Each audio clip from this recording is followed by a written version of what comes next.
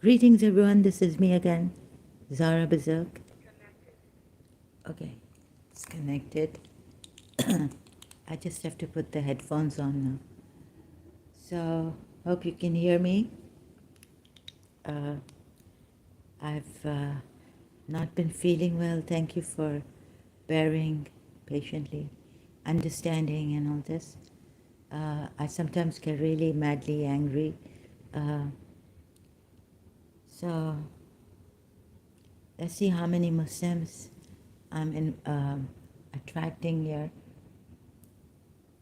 I said that I would not challenge the Muslims, but today I contradict. Hopefully Muslims will come to see Islam is a false religion. So hoping you would see this, the Muslims would see this, and waiting if any Muslim would come here and can see this. Just simple things, simple contradictions in the Quran.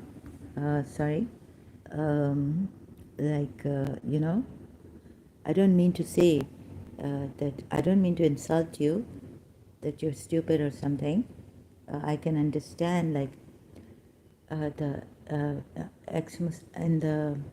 I don't know if I should mention that, but someone was called stupid and all this, and they didn't know it, and that channel, it was really bad. That maybe this person was an Imami Muslim. You see, now Imamis are different. I've tried to understand, for example, where the Ismaili Shias come from. They were the same from my Shia, right? And I couldn't for the life of me understand where the Ismaili Shias come from. And a very interesting thing he said, but then brother ex-Muslim Ahmad didn't allow him. He said, he was 2 hours now, and he said that Iblis and Satan are not the same. And I was like, why? I wish brother Ahmad had given him the chance to, asked him why. But by then, some of us, we're so tired, and we don't know where you're coming from, right? Maybe, so maybe brother ex-Muslim Ahmed didn't know that you're sincere, and you have a different viewpoint. You see the Quran differently. Like when an Ismaili was telling me how they see the Quran, how they take the Quran, so Quran ayats and all, I couldn't for the life of me understand, and did get upset later on, but on this point, right? But not directly with that person. So just generally upset. That I tried to understand, but I couldn't understand. So generally, it's very upsetting. It's very frustrating. And all this also at times for me, yes, most of the times now. So I would like to keep my patience, but sorry, I lose my patience. I apologize for the contradiction. Sometimes I feel like, this is it. I'll come here and say, hit me with things, all that, and then suddenly something happens and my mind changes. Capricious is the soul, says Imam Ali. I mean, in Duai Kumail, Imam Ali, I think, has given us Duai Kumail. Anyhow, don't believe in Imam Ali anymore. So here we have an ayat which says, let's see what it says here. uh, Surah 27, Ayat 91. Now, I haven't been feeling well. I don't know when the devil is going to attack my mind. So please understand, and when you come here, please be civilized, honest. Um, so cooperate, and sometimes I'll ask you like which sect you come from, you know. So like that, if you could tell me, it would be really favorable for the. So I know how to talk to you and all this. So please, if you can come here and tell me. If you can't, then it's okay. But why wouldn't you tell me, like, if you are a Shia, or you are Sunni, or you're an Ismaili, like that? I don't know. So if you can come here and tell me which school of thought you belong to, it would be easy for me to relate to you. Thank you so much. For me, I have been commanded to serve the Lord of this city. So the Lord of the city, meaning Allah. Allah is the Lord of the city, looking at other Quran ayats. This is how I take it, although, when I listen to ex-Muslim Ahmad, he's telling us that we don't know Arabic. So that's in his own right. He's telling us the right thing. Although I don't believe in Christianity, I think it is very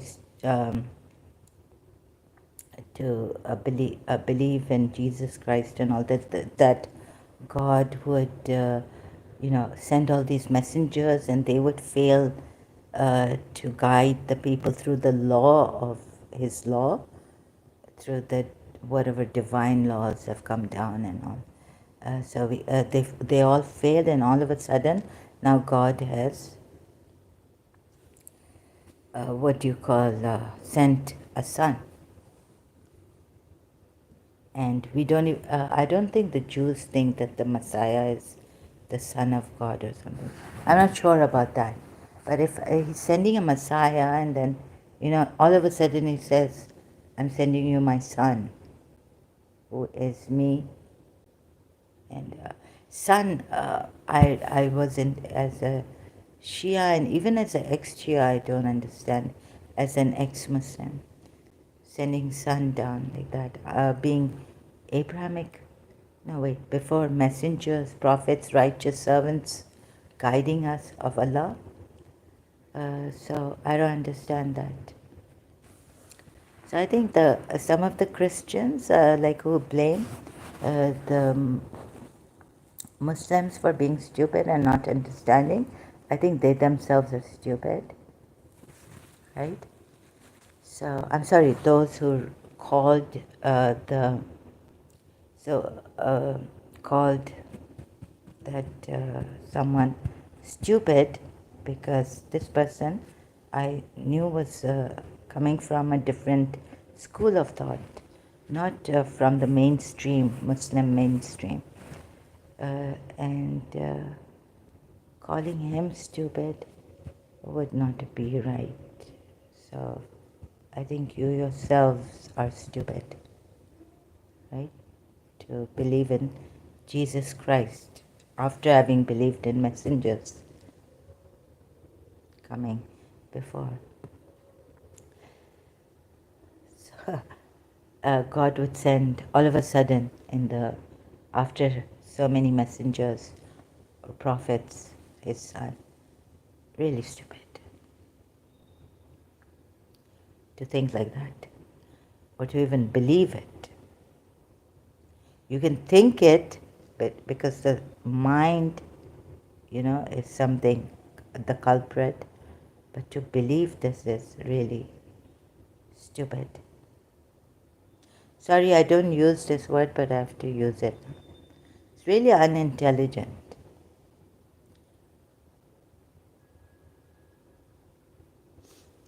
So things coming because I was there on ex-Muslim Ahmed there, and I learned some things, really amazing things. Some things I kept quiet on, the things that I didn't agree with. And since he was not on YouTube, there was no way to join him there and tell him. Although I said I also misunderstood him and all this, but some things I don't. I also praised him for his work, and certain things I now understand where he's coming from, and he's right. But I'm not a Christian, and I will never be a Christian. Hopefully, unless I become stupid myself, to become a Christian. All of a sudden, I mean, in the Bible, God said regrets having made human beings and all that. Also, what is that?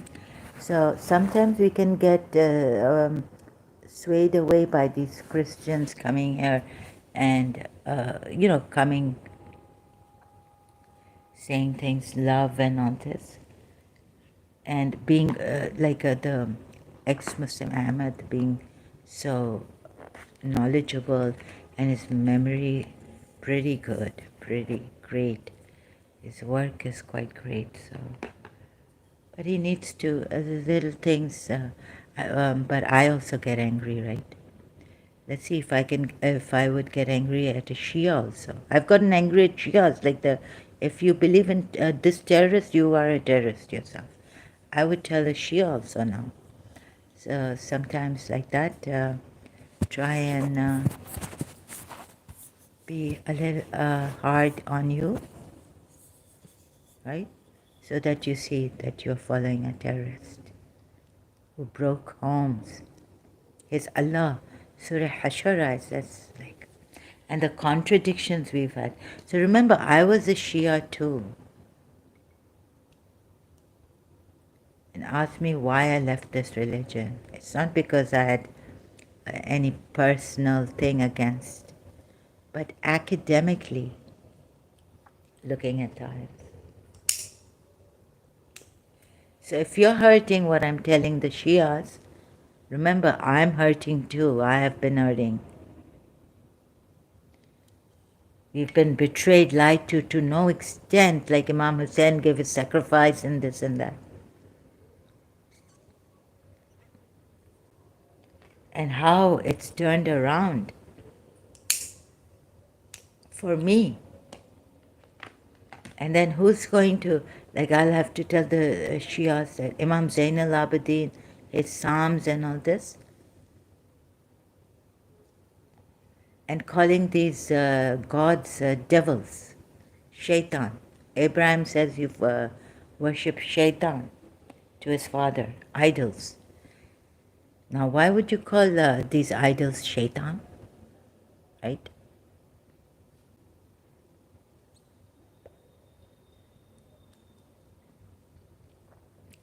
Satanic Satan worshippers.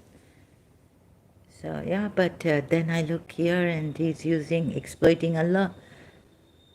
So, but the idols themselves cannot be satanic. Maybe, right? I don't know. That's okay. I don't know, if you really truly worship an idol. Your God has come, he's gone, and you make an idol of him. Whether that would be wrong to do, I don't know. So yesterday I didn't come because I was quite discouraged as by something I said in the afternoon or somewhere in that live stream that yesterday that I would come later on in the night, but I didn't come because I was very emotional. So I said, let's not. It was like calling out to. I was really emotional about. I was calling out to someone I've known and their Devi. Devi, yes, the Hindu Devi. And there's when I was contemplating it just, like Muslims, the polity is that we worship in one God, and this is, taking other gods than Allah, or it's, but worship, you see, when you worship something, you've got to get the meaning of devotion. So this and that was going on in my mind, and I was jumping here and there, and I was like, Devi, please help me now, it's too much.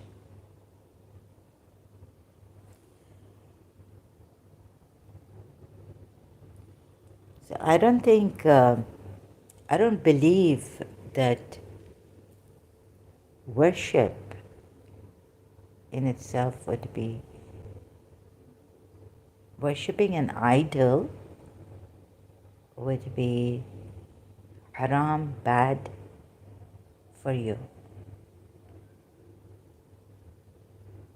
You see, if you say that these words that have come down, the words of Allah, somehow you drop the Quran, right, accidentally. I mean, someone can drop the idol accidentally, it can break. That's okay. The Quran can also drop. The Quran can get burnt in and accidentally, right? So these things on earth happen, accidents happen. But to say that, oh, so what was it? Like if you worship even a person that you love, like let's say you worship your teacher.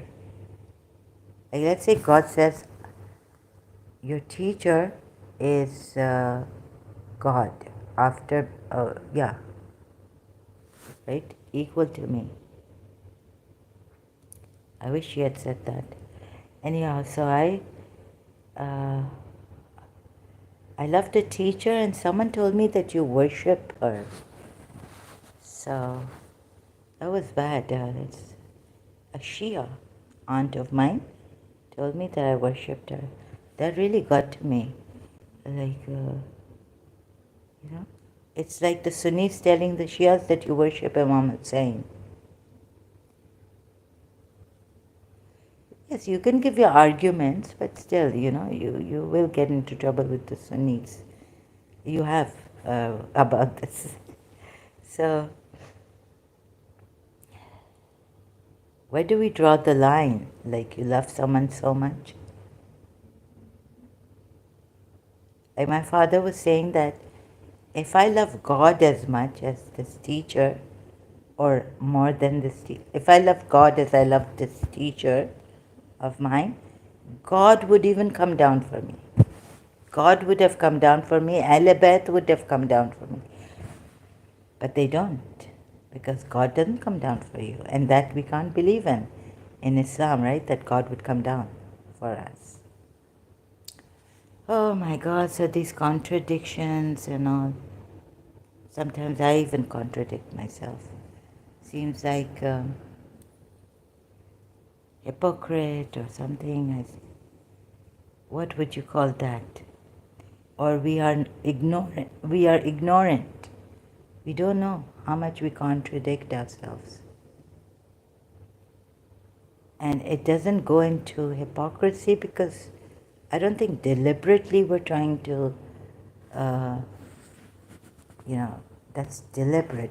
Hypocrisy is when you deliberately try to harm and be a hypocrite, go into that religion. My aunt was trying to explain to me that if you think you're a hypocrite, so you want to harm the religion, the belief, that person's whatever ideology, then.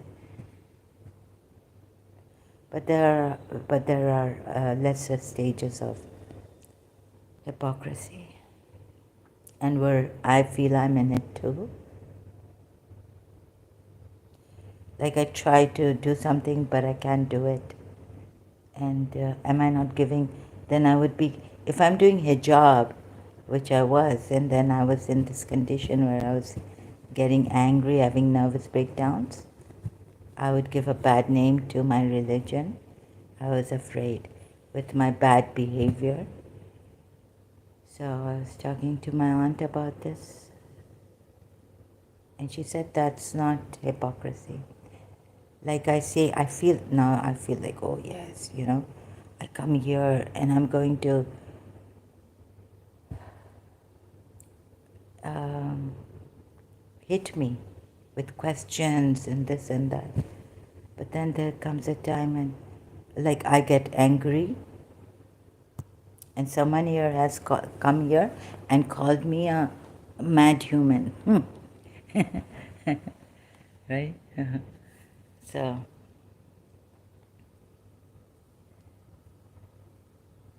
so this hypocrisy, whether it is hypocrisy or not, from my side, I apologize for it. I don't, like I do, I fail in life, in many things. I failed what I wanted to do and all this. And so let's see if we can really be unbiased and try, okay, I'll try to be honest, right? And not get carried away with this, in the sense that get too angry and all. Sometimes I may wrongly suspect that you are not something that you're saying you are, or you don't, that you are honest here. Sorry if I fail to understand that too. That you come here and you honestly want to learn. I may fail to understand that, see that in you. Uh, so I apologize for that when I fail. So for me, I have been commanded to serve the Lord of the city, reading the ayat out, him who has sanctified it. So now this is the Lord of the city too. And the Arabic word here is only. I. So if it was English, the way it's put, maybe they didn't put it properly. In English, when you say only, when you put only first and say only I am commanded, it means that only this one person, I, the I who is this one person who is commanded to worship the Lord of this city. And also the Lord of this city problem comes. So there's a Lord of this city, not all cities, but this city.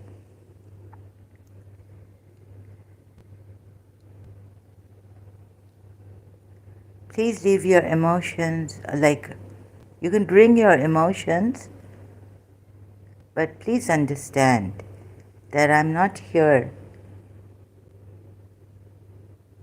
to provoke your ego or hurt you, your sentiments, your religious belief, but I want to understand that how can you believe in something, whether you are Muslim, Christian, Jew, where in the books you have many contradictions, right? How can you believe? So it was okay. Now, yeah, I get stuck in some things now. I'm getting bombarded in my mind and reminded of something. So all of a sudden, or something comes up. Now, some things come up. So that when I was at the X, I wish I could talk to this person who said that Satan and Iblis are different entities, different beings. I wonder what he meant by that. So I was searching for that too. Iblis and Shaitan here. he was saying it at the ex-Muslim Ahmad's. So this is Iblis is. Someone says that Iblis is not Satan. He comes from a perhaps Imami school of Islam, because he also said that Prophet Muhammad is light. So to understand that Prophet Muhammad is light. If Prophet Muhammad is light, then Allah is light in the Quran. So then that light comes from Allah, reflected in Prophet Muhammad. How would you say it? Help me. Any Muslims here who feel that, well, I've been harsh and terrible, but, who feel that I'm wrong about this, please let me know. Okay, now as I see the Arabic and English, although I learned from ex-Muslim Ahmed that this Arabic, whatever he says about this is true. I looked at it, I learned from him, and I think in that he's right.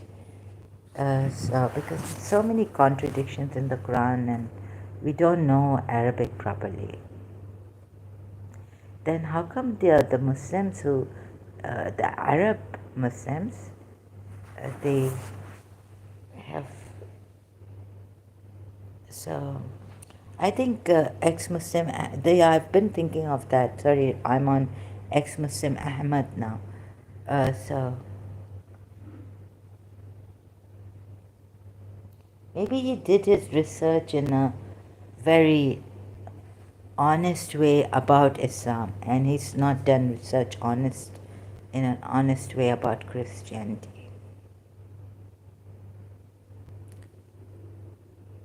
So anyhow, so now I'm going to take it as I take the Arabic to English, right? Quran, ayat, okay? O you who believe, enter into submission, one. O you who believe, enter into submission, one and all, and do not follow the footsteps of Shaitan. So I thought this Iblis who disobeyed Allah, but Iblis did it not. Then he became Shaitan. His name changed. Then his name changed and he became evil. He became bad. So I thought that Iblis and Shaitan are were one and the same being, person, or whatever Iblis was, jinn. So we have this here, and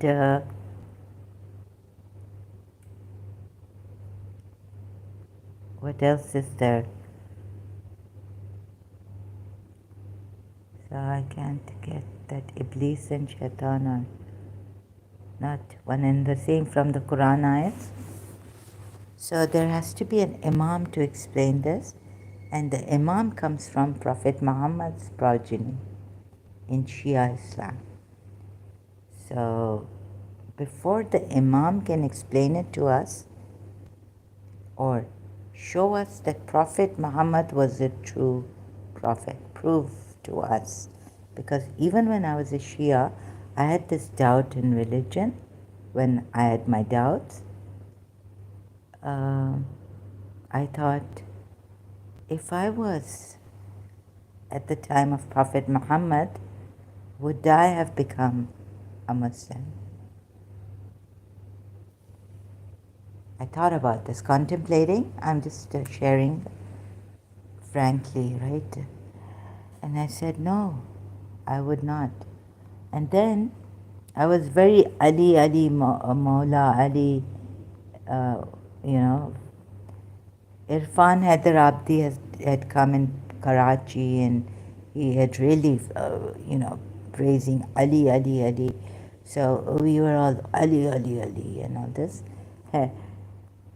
hyped up about Imam Ali.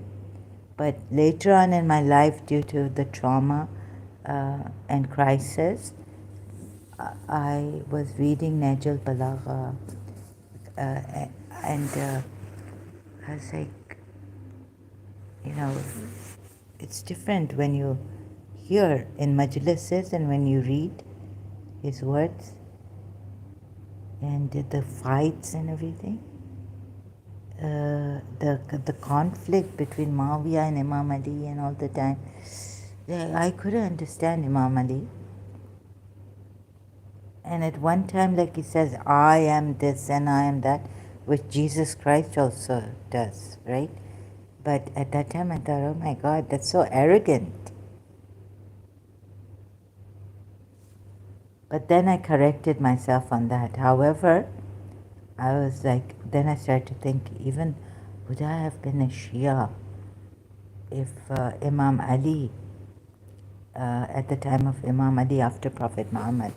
So I was like, so how can an Imam now explain to us that this is, give us evidence that this is the true religion? I don't know. Then Imam Hussein came. Then there was a time in my life, I was like, yeah, Imam Hussein, meek, oppressed and all this, yes. And then there came a time when I started to question Imam Hussein too. Why didn't he save Yazid? I know that he had given Ali Asghar, like taken Ali Asghar there, appealing to their hearts and all, that my 6 months old is thirsty and can you give him some water? Right? So then I said, I was thinking that then you're questioning Imam Zain al-Abidin. And pain doesn't lie, right? So they were like in action. Pain was the pain. How do you say it? Like how Anita Rai has written about Bibi Zainab and her khutbah to Yazid, and how she was in the pain in action or something like this in her book, The Essentials of a Woman. What was her book that she wrote on Bibi Zainab? So that one, I just don't want to search that out right now. So then, now we have a lot. We have this time where we can, although it's not safe, I wonder why people will get offended, right? You leave this religion. No. Oh, because this religion is like, if you leave this religion, you're turning people away. Oh, yes, it's like this. And then you're misleading people, and then you will be doing your dawah. Like the Irani's authorities, they I found this video just recently that they would kill the Persian magi on YouTube. He's made a channel and he's talking about his Persian magi. He's sharing things and how he believes that the Islam was and all this. And the Iranian authorities, if they find him, they can kill him. This is how serious the misguidance and how serious they take it. Anyone who says anything against Prophet Muhammad, Islam, can be killed. Those who disbelieve and avert people from the way of Allah, He will waste their deeds. Right? Oh my God, this is avert people. So even though you leave, but then Leave them alone, leave them alone. But then it came like they will be averting people from the way of Allah. You see? Like if we're sharing our truth against this religion, what are we doing? Right? We are misguiding people. This is such a tragedy of our lives, of our being. We are misguiding people. Religions say this. So don't do it. You don't have authority. We will kill you. Okay, if you want to leave this religion, be quiet. Don't share. Right? Just leave it. Just go your way. No one will kill you. But if you say it out loud, then you're averting people from the way of Allah, while being averted yourself from this true path. So this problem.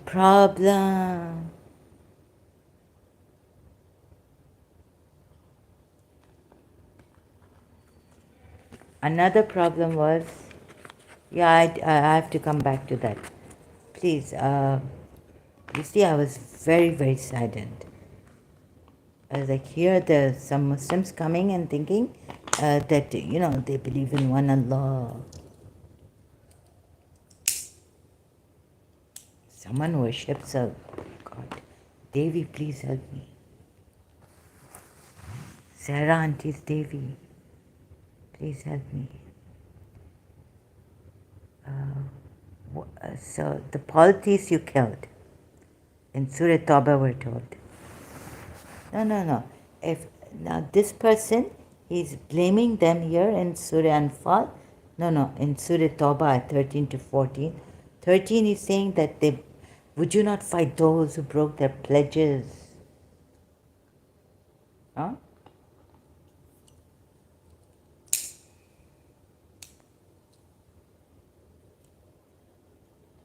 Okay, they broke their pledges, but they killed you, Muslims? They finished you? No, God helped us. So, God wanted to punish them by your hands. So this thought, no, God helped us and we lived on, but now we can kill them. Yes. So let's see if I'm getting I'm not going step by step. I'm a little bit disturbed here. Fight against those who do not believe in Allah in the last day. This one ayat I said destroys Islam's stands on it's a religion of peace. There's no compulsion in religion. Truth stands out clear from error. Surah Tawbah 29 says, fight against those who do not believe in Allah, even though they're not fighting you here. Surah Baqarah 190 says, fight in the way of Allah those who fight against you. Only those who, it doesn't say only, but this means, and do not transgress. This means fight against those who fight against you. The contradictions. Surah Tawbah 36, what does it say? Indeed, the number of months. Fight against those, the disbelievers, collectively as they fight against you collectively. And know that Allah is with the righteous. Then why at times Allah is saying that take hold of them and kill them wherever you find them. Allah forbids you with regard to those who fight you not for your faith, nor drive you out for your faith. So even if they oppose you, finally they're killed. You see, faith drive you out of your homes from dealing kindly and justly with them. How kindly you have dealt with these. Ahle Kitab.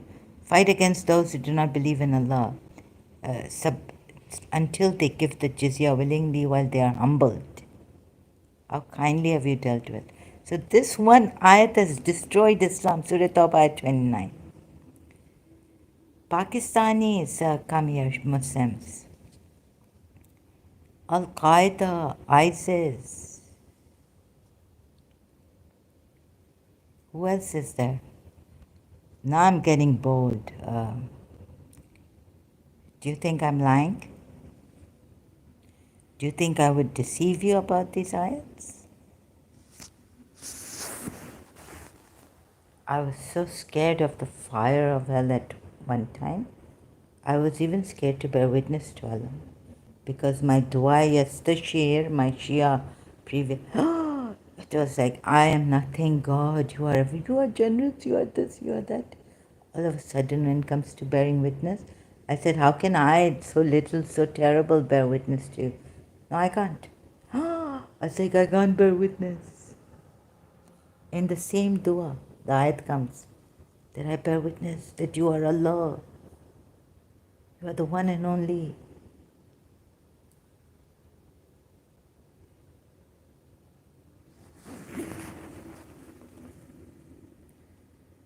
Allah has already forgiven the Prophet and the Muhajirin.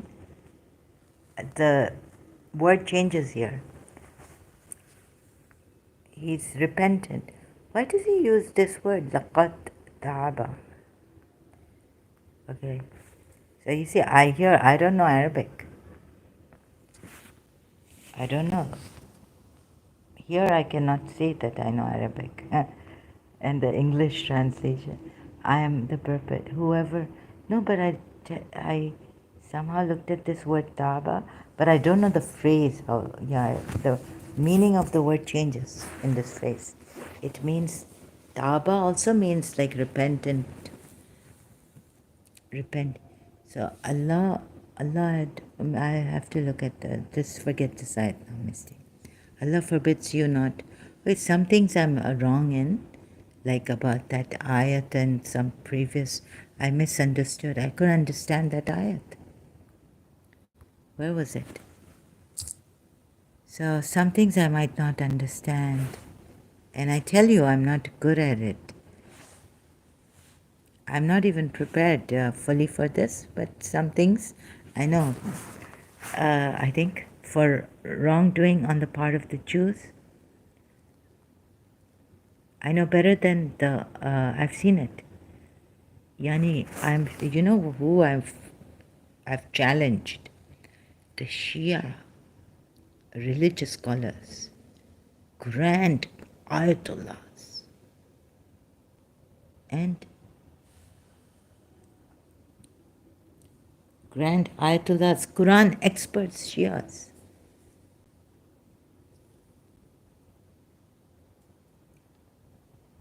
So whichever way you may come, you can't change this. The contradictions are simple, clear. They decide that you should disbelieve as they have disbelieved. See? So that you might be, are we in this category of apostates? But if they turn back, then seize them and kill them wherever you find them.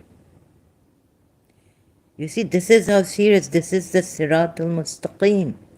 One the God Allah who cares for you.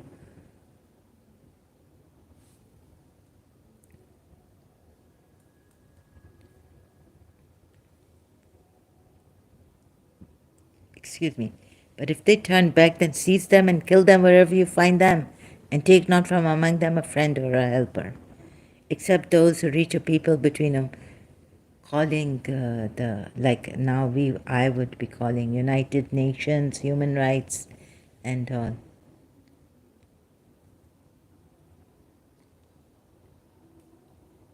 Now my country, if it has a treaty with the United Nations with another country like Britain,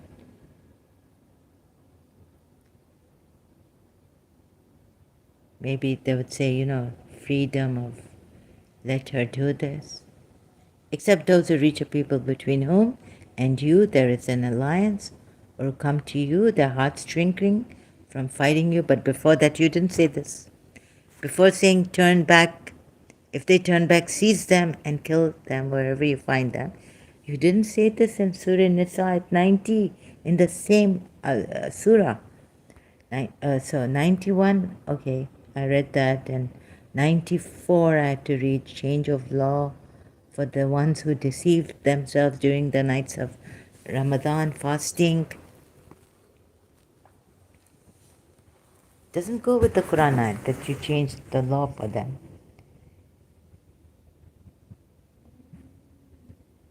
Does Allah say, I will bend the law for you?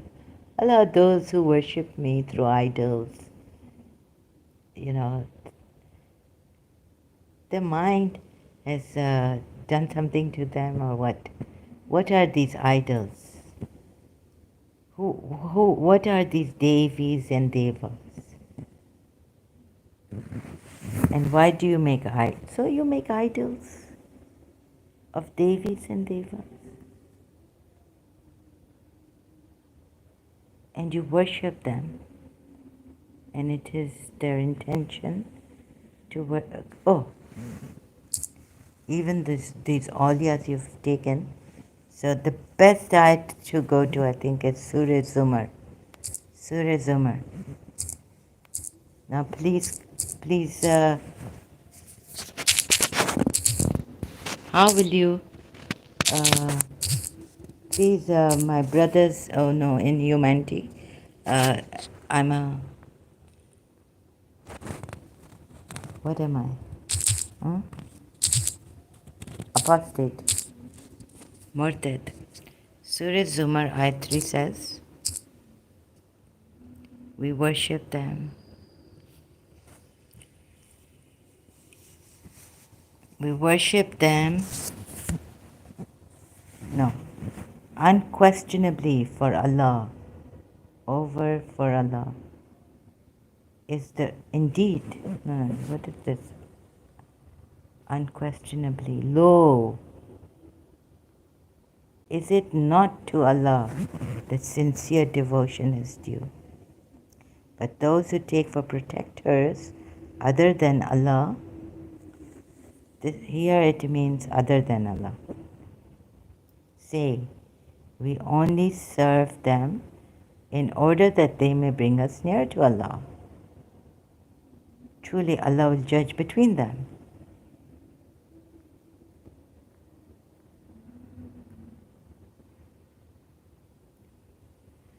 They say we only judge, you have divided your word. Oh my God, what have you done? What has this Allah done to you, and what has Prophet Muhammad done to you? And also going through Ghalib Kamal, the way you kill those who leave Islam, or, oh my goodness, it's terrible. Please help us. In Pakistan, it's terrible. I was just going through one video of Ghalib Kamal. It's terrible what you've done. In the name of Islam, protecting your Prophet Muhammad. He's above Allah. You worship him. Is it not to Allah that sincere devotion is due? But those who take for protectors other than Allah say we only serve them. So they're serving them in order that they might bring us nearer to Allah. Oh my goodness. And you call them nijas. And you call them ungrateful. But Allah guides not. Liars you call them, false. Now which Allah would, really this is, so I was feeling a lot for the polytheists, to tell you the truth, right? And why should I lie to you? And why shouldn't I tell you the truth about this? And why shouldn't I share with you here that I was very angry, very hurt, very hurt. I was so angry. I was like, Devi, please help me. These Muslims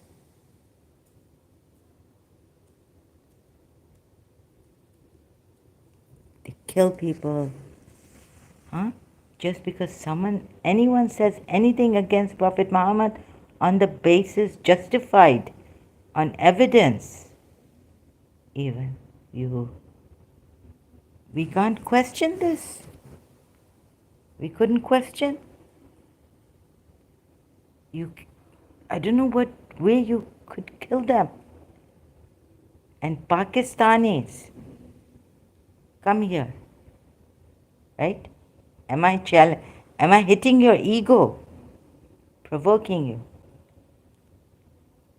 Pakistani Muslims and Indian Muslims, mostly Pakistanis, come here.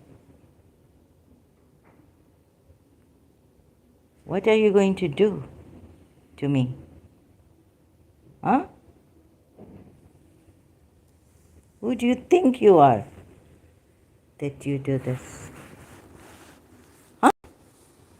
It is just your evil Allah and evil Muhammad. I'm contradicting myself. Dramatic.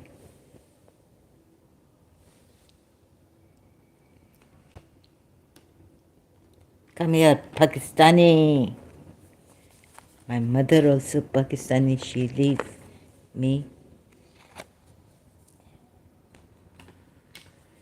and go away.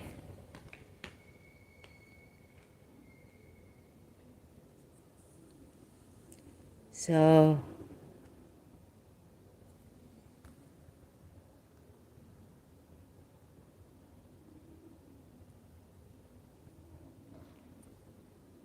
what you people are threatening the ex-Muslims and all, huh?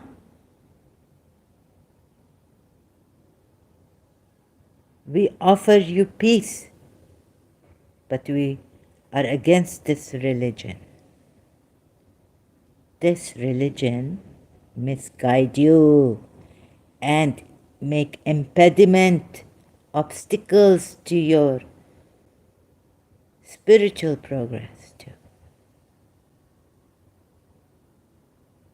You are backward going. Your educational system. When I was in St. Joseph's College, what happened?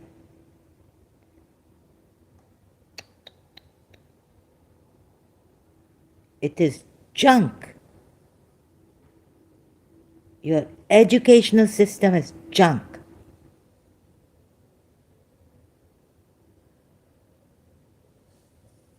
And yet there were all Muslims in that college. No, not all Muslims. Like few Parsi teacher was there, a few Christians there. Okay, not all Muslims, but most were Muslims. You would die to come to this college, the best college in Karachi, Sindh, St. Joseph's College.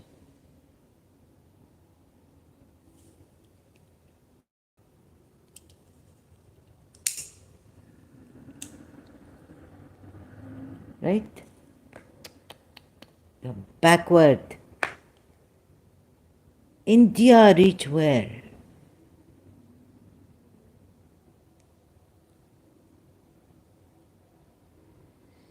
It is for you, I cry inside thinking I cannot do anything. I try to join a debate for when it come to education, something like that, the debate come. I've forgotten. So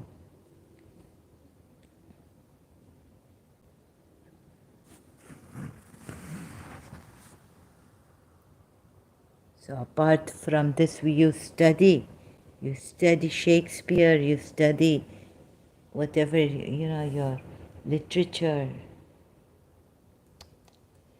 Where are you people going really, Muslims? Terrible. No. You killed so many in Pakistan. Oh, sheer lying. Your Allah can say, you say this Allah, true Allah, this shaitan, this Allah create. You know how many Allah create? Let me show you. Allah create jinn and men, not women, for hell. Oh, this ayat coming, and it is say, He create. I not know what that word is, but the translation is, He create. Look, He create many other jinns and men. We have made. डरा दिया देखा पाकिस्तानी ये अगर उर्दू में ऐसा होता था and certainly डराना अल्लाह आपको डरा रहा है डरा दिया and certainly we have created for hell many of the jinn and men for them are hearts but are not they understand.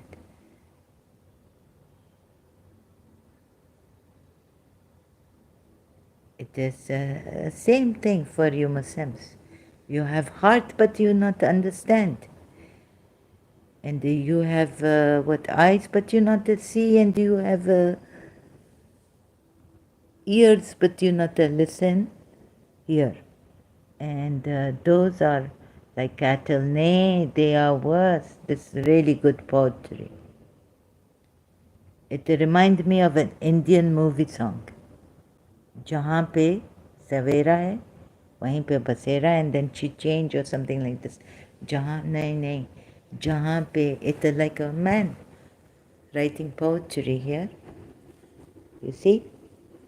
You feel I'm insulting you, your God, being like a human, coming and thinking. We all make mistake, God. We all make mistake. Why you make us for hell? Why you make these jinn and mankind for hell? Fight with your God. Fight with your God. Don't submit your will to Allah without questioning and fighting with Him.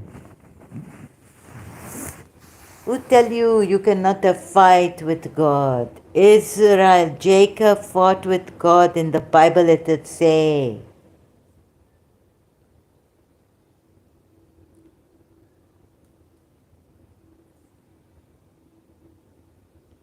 And become Israel. God sent angel, or he fight with God? God's angel. So he fight with an angel of God. It's like he fight with God. So angel of God and God are one.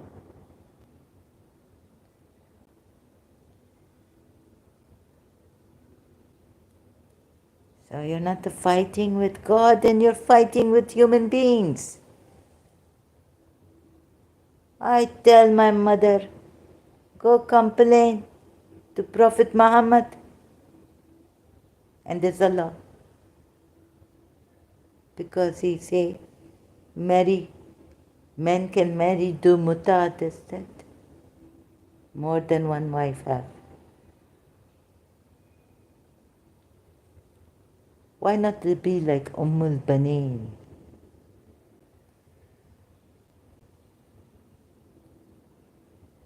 Right? Or be like Hazrat Abbas's mother, Ummul Baneen.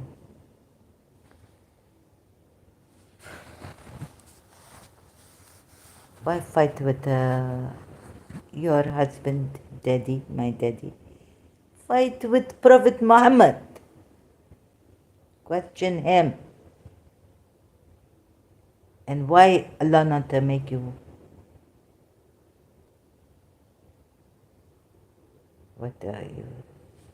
Good health, give you good health and all this. Bless you. Why Allah? That's why Shaitan say, oh, this very good thing I find out. I'm telling you. Now don't blame ex-Muslim Ahmad. I tell you, Shaitan tell Allah, Iblis tell Allah, since you have misled me. Yes, because this poor Iblis, this credit goes to ex-Muslim Ahmad, right? Iblis, since you misled me. No, you don't. I not understand now. I not get English properly, and I cannot speak in my mother tongue. Iblis said, "My Lord, because you have put me in error." You know why Iblis say this? Iblis say this. I'm copying someone I know. Iblis said, "My Lord, because you have put me in error, I will surely make disobedience attractive to them on earth." Because Iblis worship one Lord, one. He prostrate, meaning he worship, right? Prostration is the same as worship, right? Or no? Here, are you allowed to prostrate to anyone other than the Allah? No. Allah even say everything prostrate. Everything prostrate, right? Or does it say worship me? Prostrate to me. Prostrate. God knows to whom? Quran ayah. If we just say everything prostrate, I just talking, Allah's what prevented you from prostrating? No, everything prostrate to me. Have you not seen that to Allah prostrate? Surah Hajj ayat 18, how can I forget? All those in the skies and all those on the earth. And even the earth and the sky and everything prostrate to Him.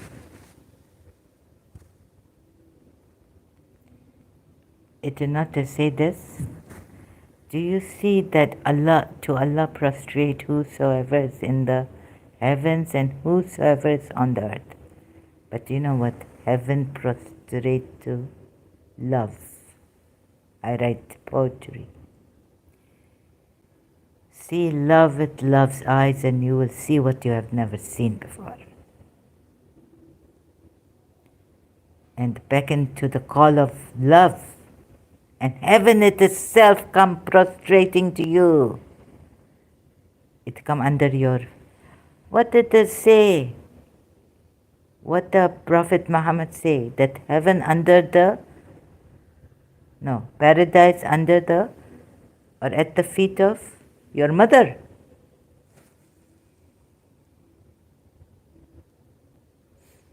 Chal chaiya, chaiya, chaiya, chaiya. पाँव जन्नत चले चल Chaiyya Chaiyya. And whoever is on the earth and the sun and the moon and the stars and but it is not to say the heaven prostrate to Allah. And anyways, we are not on that topic. The trees, the moving creatures, and many of the people. But upon many, the punishment has been this terrible. Allah justified. You not like it? And he whom Allah humiliates, for him there is just... it's very scary. I get very, very scared. Then when I strike back in anger at your Allah, complaining, why Allah you do this? So what was I saying that, you see, why Allah make Iblis prostrate, angels prostrate to Adam?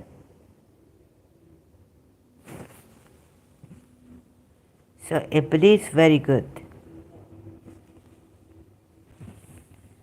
I learned from Ahmad, ex-Muslim brother of mine.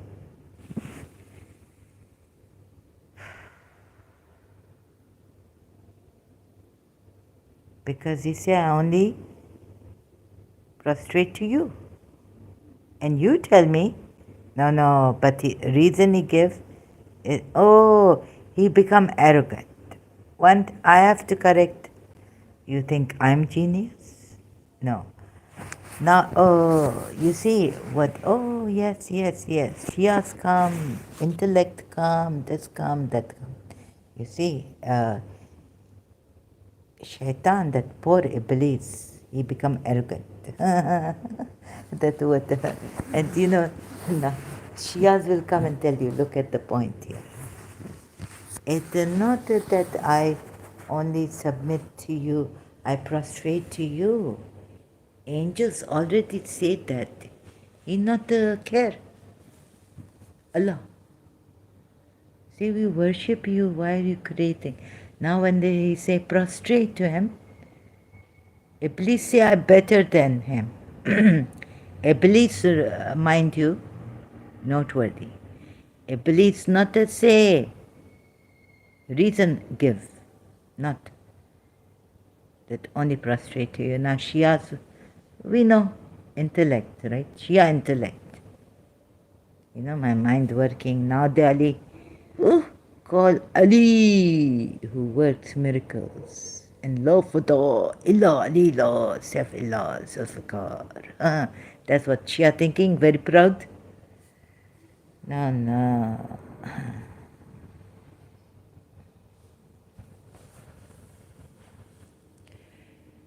So, no. What happened is, here also not a good point coming. Shaitan, no, I cannot use that point. You see, Shaitan telling, Iblis telling Allah that I better than him. You created him, so better coming, compete. Who is better in competition? Allah. Allah is the most competent. So what are you people competing for? Against yourselves, right? This very good point Shias would bring out to you and tell you, and they will correct ex-Muslim Ahmad. They will make him a Shia too. I tell you, because the point, the reason that the poor, he just get, you see, Allah making you dumb, right? Allah knew you have a great intellect, Shias. Allah knew you had such a great intellect. Allah giving you the best intellect, Prophet Muhammad. And you know that. So Allah tried to deceive you by saying that Shaitan say, I better than him. Right?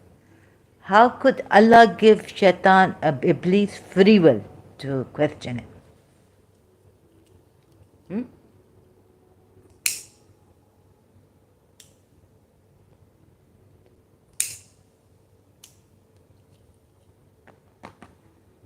Where this better and better coming from?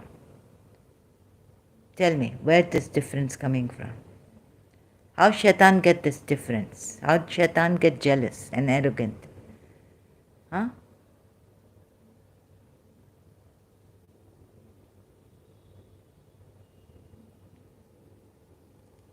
You see, when mother, father, upbringing, your environment, if they teach you how Shaitan get at this,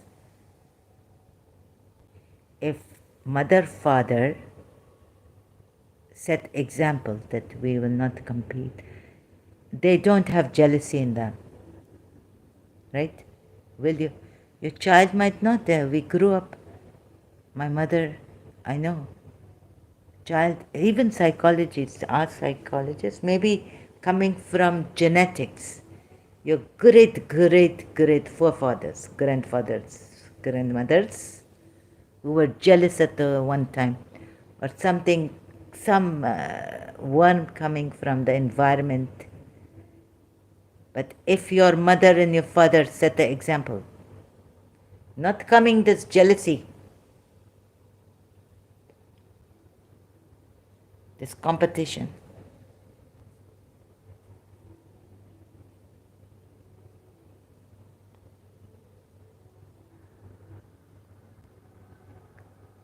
So I let the ex-Muslim Ahmad be. Because I tell you who deceive you. Allah.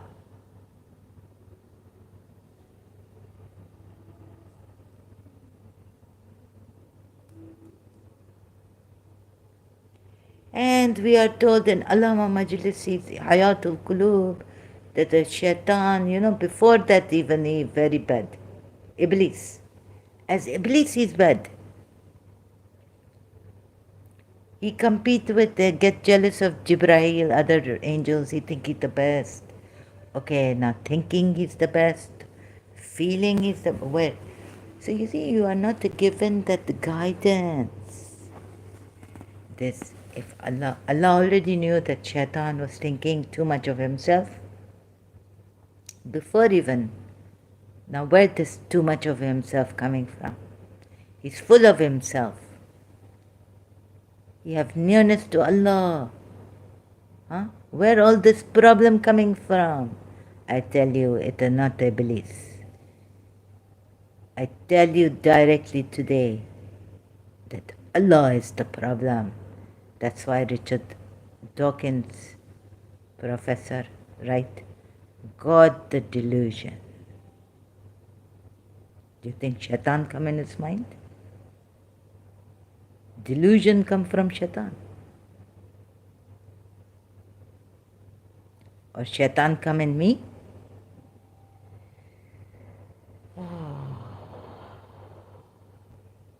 Wait a minute. Now I go to Hindus and I find out that all delusions can be, by destroyed. Shiva, Shiva, Shiva, Shiva. Destroy all your delusion. Okay, so what is this delusion, right?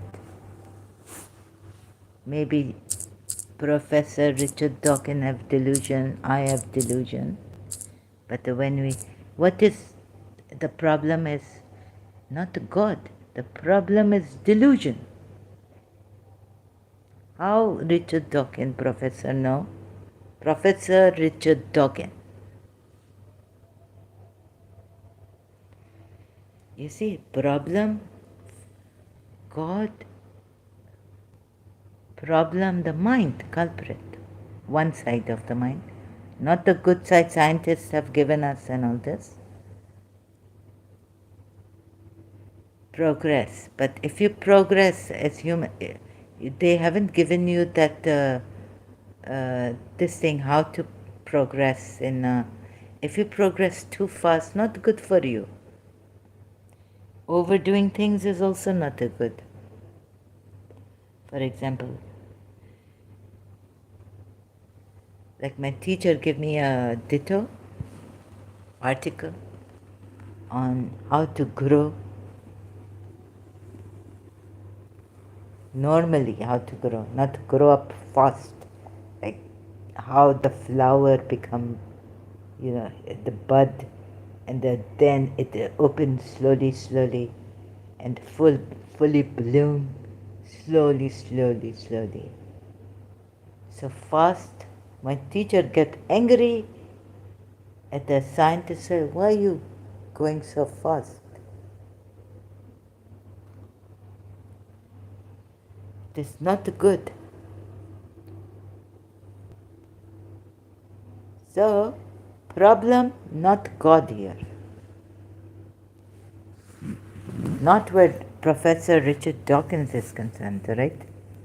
Or I haven't read his book though. I just flipped through his book in the bookshop, and I now read. Oh yes, some here on YouTube. Delusion is the problem. Once you get rid of the delusion, you see, Richard Dawkins did use, right? God. Did he say God the delusion? So if we finish up this delusion, we finish up God problem of delusion, and when nothing of delusion has remained what has remained? Nothing. That's why I say start from nothing. I not to say it. I work it out and come to tell you, Shiva the best. True God. No problem. God, maybe some problem, but God, this Shivoham, have you ever got the delusion? You see, the delusion is in man. Why Richard Dawkins reach God? I also reach him, he also can reach. Stupid. Richard Dawkins. Now I have been trying to get rid of this delusion in me, the God delusion. Oh, sorry, my mistake. You see, we humans have delusion of God, the God delusion. And when you go to the Hindus and they make you go to Shiva, do you have any delusions left? You know what delusion is. Where did this delusion come from? A false belief or judgment about external reality. Is God an external reality? Shiva will tell you no. Held despite incontrovertible evidence to the contrary, occurring especially in mental conditions. Yes, it's all in the mind. My teacher, but my teacher not, what my teacher say it all in my mind. I have a heart. So she not consider my heart. She say it's all in my mind, as if she never came to my birthday, my aunt's wedding, so many birthdays, my aunt's party.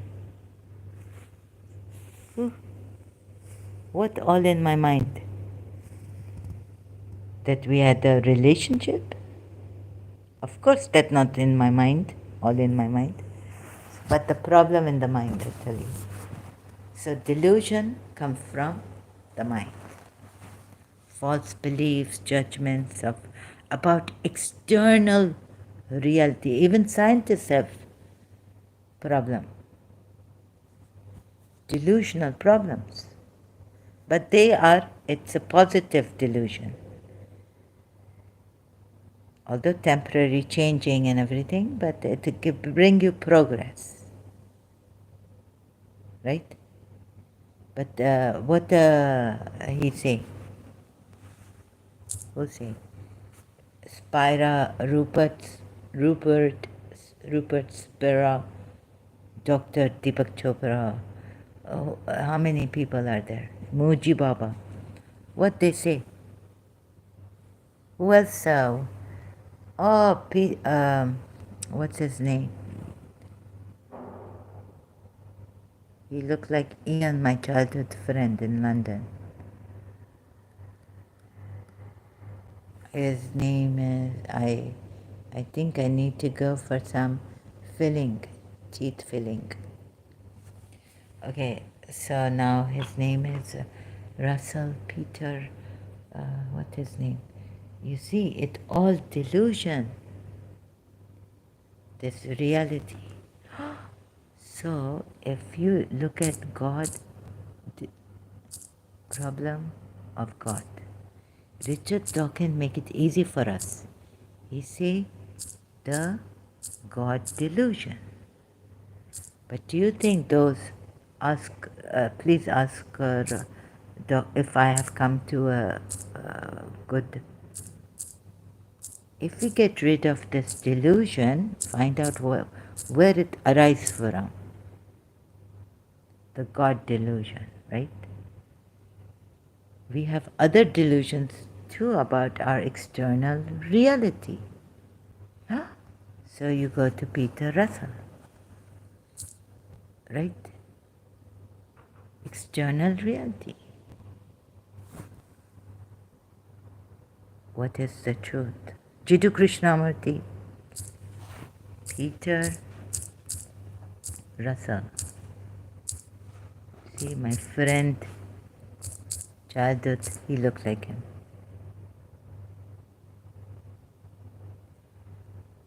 This all, he was a scientist. He was studying science, I think.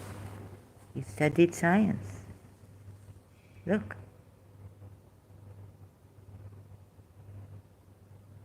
No, no, not this one, sorry.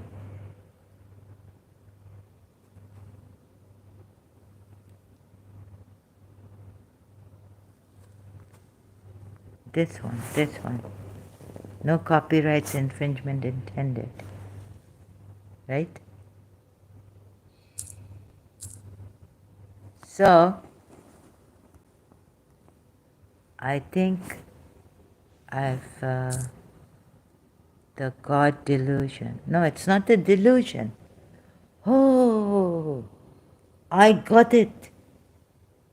Then God exists. Because our external reality, Peter Russell say not, it's a delusion, it's not a real. It's all in the mind. Oh.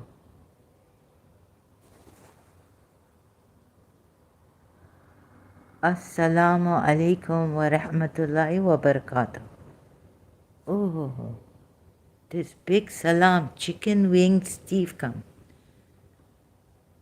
Now I have to say wa alaikum assalam wa rahmatullahi wa barakatuh to you, chicken wings, Steve. But that is not my greeting. So I say to you greetings.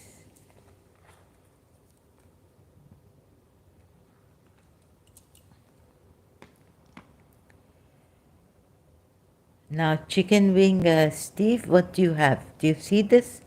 I challenge you, right? That your one God you worship. Have you seen the comment I have sent under your other video? No, sorry, I didn't see it because I've put off all notifications of comments. What was it? Can you please put it here? And what is one God worship?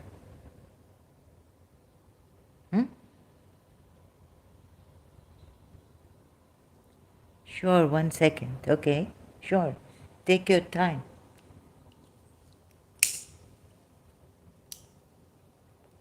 One day you call me mad human.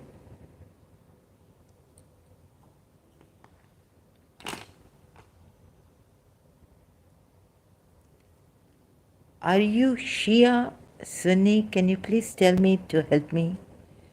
I just finished, I may solve the problem, but of course, lot of help, because we need evidence. What is delusion? The God, forget God for now. Find out problem of delusion. And then we see if there is a problem of God in this. Whether God is our delusion or not. I don't divide into sects because Allah told us in the Quran, oh my goodness, to not divide into sects. Sorry about that. I feel so sorry for you. I don't divide into sects. You don't divide into sect? Oh, come on, please. How long have you been here? I've been screaming my head off to the Sunnis. I have, since this surah, that Allah divide, Allah divide. Allah put your Abraham in sect of Nuh. Please, see this. You not to see this. Allah, in Abraham, Allah not to say Abraham the Shia of me. Allah say Abraham is a Shia of Nuh. Oh, so you are not a divider. You are, please, brother. You are the Sunni brother. I have to be kind with you because I was Ex-Shia and you can kill us. And I don't know, you hate us Shias, but we don't hate you. Here we are. Oh, no, that's for the against the Ahli Kitab. And verily of among the followers, Shia, among the Shias of Nuh was Ibrahim. Surah Saf ayat 83. I was a Shia, so sometimes I talk like that. Sorry, brother. And so, oh, so you are not from any Imami school of thought or any, but you are not dividing. And what are you are not dividing? Are you a believer or are you a Muslim? Right? Sorry, I speak like this now. Today I'm in a very dramatic acting mood, funny mood, whatever you may call it. I say chicken wings, Steve. Sometimes I not know how to speak properly. Like short cut, shorthand writing. I just say like a Shia, like I was a Shia, right? When we Shias, when I was a Shia, like we Shias. I know how you hate the Shias. You think Shias have divided you, but your God divided Abraham. Put him in the group of Nuh. You don't hate any Muslims. Okay, so you don't blame the Shias for dividing? I don't divide into sects because Allah told us in the Quran to not. Yet He divided Abraham into groups, and He make a group that we favor children of Israel above all the others. We favor Jacob, Isaac, Abraham, Ishmael, you name it, above all the people. And these messengers, Anbiya, really, they're going on telling people that God have mercy, God has had mercy on us, and God has been with, guide us, favor us. So now you listen to us, Surah Hud ayat. God has not had mercy on you. God divide into disbelievers and believers. Allah didn't divide the people divided themselves, in my opinion. Please don't give your opinion, give Quran verses. Acha, you mean your opinion about the Quran verses? Oh, how you interpret and see the Quran. This very big problem. One Quran, how many people see it in different ways, and they all call themselves Muslims. And now we have called ourselves ex-Muslims, and we see the Quran in a different, altogether different way. Very dangerous. Anyways, please just tell me what your argument is today. My argument is today that I want to know why you follow a religion where I show you, right? Simple. Why you follow a religion where I show you a difference, inconsistency in the Quran, and you not to see it. And it's a false religion. I've been saying this. No, Allah did divide, right? Allah did divide. Allah divided Anbiyas. Allah has made the first division. There's a big difference between believing differently and disbelieving. Well, I'm a disbeliever now in this. It has. What does this have to do with the difference? Oh, yes, there's a big difference. Well, that last inconsistency you have showed me, I've refuted it by sending a comment under your video. What was the contradiction? What was last inconsistency? Oh, on Surah Tawbah. No, but now you tell me here first and foremost, right? Is not Allah didn't divide? Please tell me. So I just showed you. And you're saying Allah is not dividing. Right? You still want to hang on to your opinion.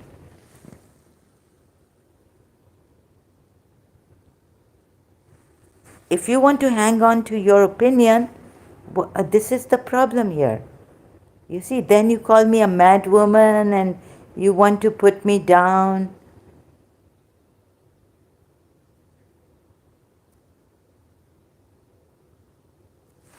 You see, here also Allah divide. Allah said, don't call yourselves don't call yourselves. When the Bedouins said, when the Bedouins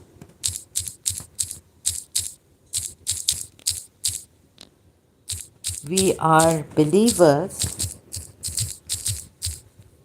where that ayat gone? Please, this what. Please make me understand why you come with your opinions without seeing the inconsistency. You don't see the inconsistency. What make you blind? Like Allah said, the disbelievers are blind, deaf, dumb. I've never said that I wanted to put you down. Nor have I ever called you mad, as in crazy. Yeah, but that sentence you put, well, you say that I'm at this moment a angry person. But you don't say that I am a mad human. I'm not always mad. So you put a wrong, you were unjust, unfair to me. In the sentence you put, you were wrong against me. You may say sorry and all this, right?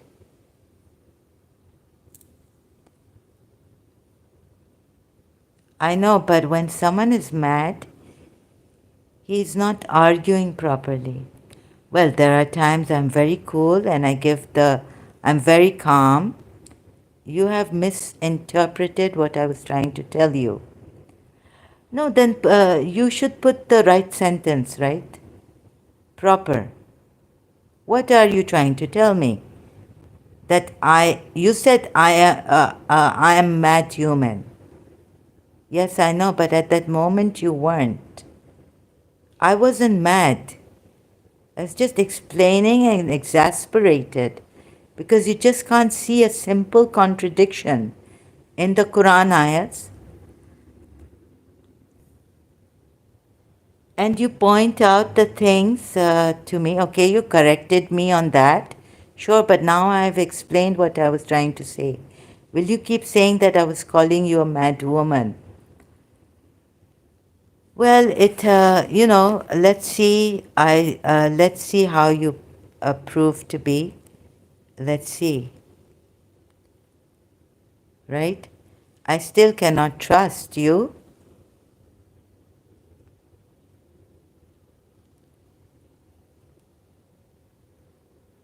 Well, I still cannot trust your apologies and all this. Right? I'm sorry. You just can't see a simple contradiction in the Quran ayat.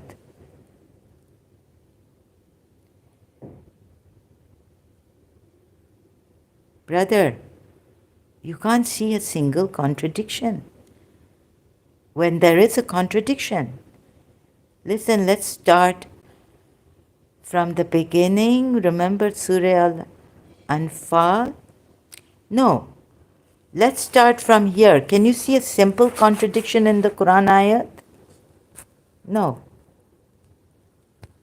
If I go with you, brother, I know you're going to show me the good side, right? You're very good at showing the good side of like Allah worship, how you worship one Allah and you think that's great, right? Someone worships a idol, 3 gods, 4 gods, their worship, their devotion, their intention is true, right? Who are you to judge them? But your Allah, one Allah has given you the license to say they are nijas, they are impure. That's so sad. You may be worshipping one God, but you may be a pathetic person. Doesn't make you a good person, right? By worshipping one God doesn't make you a good person. Okay, you do not judge anyone. Allah is the only judge. Right. But then Allah tells you, people, in this scenario, that you're supposed to kill people. Surah Tawbah ayat. Oh my God. Uh-huh. There are times when Allah uses you as a judge to kill people. Right? To mete out punishments. Allah never forced you to kill anyone. Forced you? No, no, He gave you reason to kill. He gave you a license to kill. Right? No, no, He's made it an order, a command to kill such people. If you don't follow that command of Allah, then you're being disobedient. You would never kill, but your Allah asked these people to kill, right? Okay, brother, we can go on. No, no, you have misinterpreted. See, now you're blaming me for misinterpreting ayats. So is it you who understand the ayat? You are the only one who understands the ayat? Or, yeah, there are many Muslims with you who understand the ayat this way. Majority of Muslims, even Allah says He doesn't go with majority. Majority will go to hell. Jinn and men altogether. He has made for hell. So please see that even if you feel, you think that you are in majority, I will pull up that verse. Well, Allah doesn't go with billions of people, does He? He said that He's made many jinn and men for hell. He has created. Allah has said in this ayat that He has created. Didn't you see that ayat? You've been coming here and you've been ignoring those ayats where Allah says with the things like, yes, open the verse instead of speaking. We won't go anywhere in the dialogue otherwise. Open the verse, open the verse. Calm down, brother, calm down. I'm opening the verse. Stop spamming here. Will you calm down?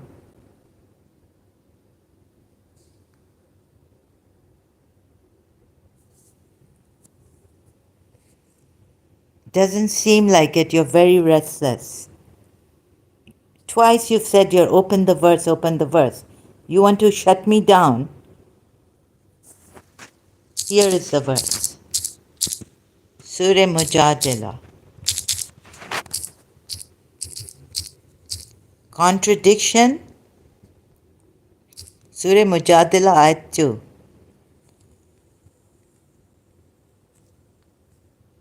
Here is a verse which Allah says, please don't act smart here, finally, and laughing with your teeth open like this. Here is a verse which says, none are your mothers except those who have given you birth. Against, calm down, calm down. I'm going to another verse. How am I acting smart? Finally, look at what you've said. Now come here. Don't try to now, please calm down and see. Compare this part of the ayat to the part of Surah Ahzab ayat 6. The wives of the Prophet have been made mothers of the believers. Whereas here in Surah Mujadila ayat 2, their mothers are none but those who gave birth to them. What? Allah is pardoning and forgiving? Who am I to know if they will repent? Please, this is about contradiction in the ayat.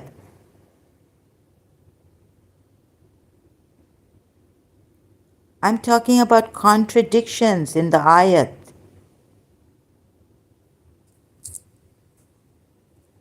You're not going with reason, brother. You're just wasting my time here. You just want to act smart, I think. You don't see the contradiction.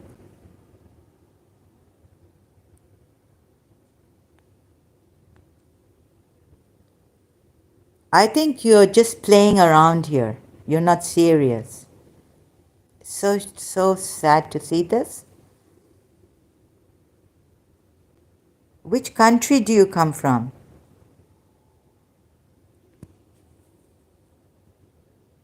No, which country do you are serious, you're saying? Doesn't seem like it to me. I said Surah Azab ayat 6 and Surah Mujadila ayat 2. It's not about forgiveness or anything, it's about contradiction in the Quran ayats.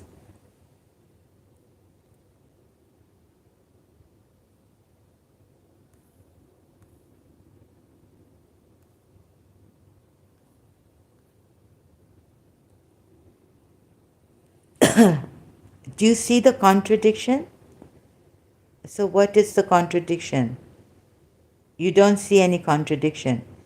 Surah Azab ayat 6 says that the wives of the prophets are the mothers of the believers. Surah Mujadila ayat 2 says none can be your mothers except those who have given birth to you. So don't, during divorce, don't call your wives your mother's backs. Don't even call them like that. Don't even call. Not taking them as your mothers, but just calling them like that to divorce them. And it is a lie. In Surah Mujadila ayat 2, if you are serious, you would read the whole ayat for yourself, do some work on your own, right? I just opened that ayat and told you, be an adult, be grown up. Please, be civilized, be honest. So what is the I've been telling you what the contradiction is. The contradiction is that in Surah Mujadila, do I have to spell it out to you? How old are you? How much of where do you come from? Do I have to spell it out to you? Sorry, did I miss? How old are you? Brother, Chicken Wing Steve, you're making me nervous now. You're straining me. Do I have to? Can you not be intelligent enough? Even like, how old are you? Even I think if I just tell them about this, a 16-year-old, if he's honest, he will see. Do you want me to, brother? You seem like you knew about the Quran, ayats and all. You were very knowledgeable. Like in your 40s, 30s, like that. Or 30s. You seem playful and all also. Not serious. You see here, Allah says their mothers are none but those who gave birth to them. And indeed, they are saying an objectionable statement and a falsehood by just saying to their wives when they were divorcing them that they were like the backs of their mothers. So if you care to open the Quran, read for yourself a little bit. Surah Azab, against this part. Do you see this part? Brother, do I have to? Are you thinking what to say now?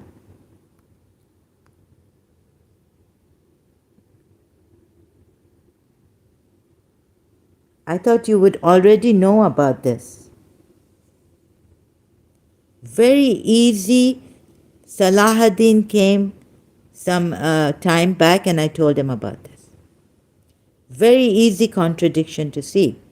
Now, there's an ayat in the Quran which says if there are much contradictions in the Quran, then this Quran is from other than Allah. It starts from reflect in the Quran, on the Quran ayats. The ayat goes, reflect on the Quran ayats. So what is the contradiction? Because I see none. Now do you see it?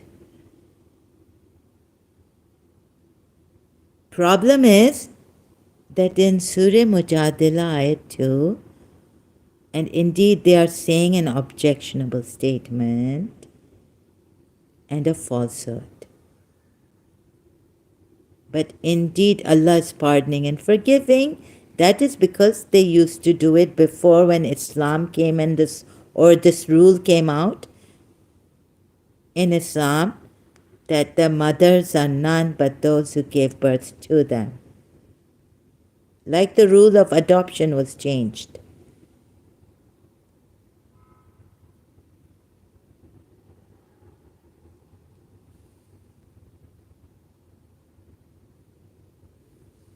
Against this ayat, brother, Surah Azab ayat. Do I have to open the ayat for you? Are you so pampered? Sorry I was gone, I'm back. This is rude. You're just taking your... Can you re-explain this to me? While I was explaining to you, just went away without even excusing yourself? Can you go back and look at what I said? You go back. Have you been pampered too much by your mother and father? Spoiled? That everything your mother gave you on a gold platter?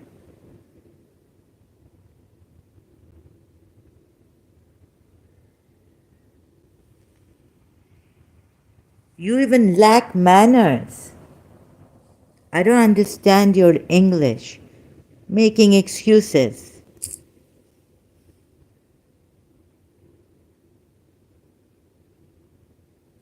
Huh? Now you're saying you don't understand my English. Last time you called me a mad woman.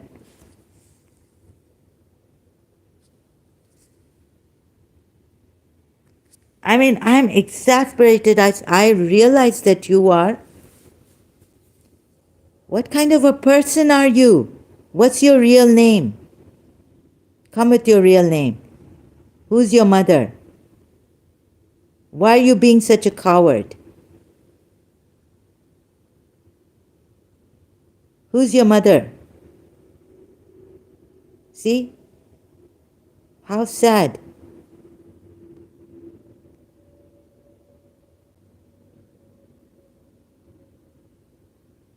Now you're saying, I don't understand your English. Oh my goodness. So in my previous live streams, what were you doing? You should have told me from the beginning. Look at these Muslims' dishonesty. This is what gets us mad. You make people mad.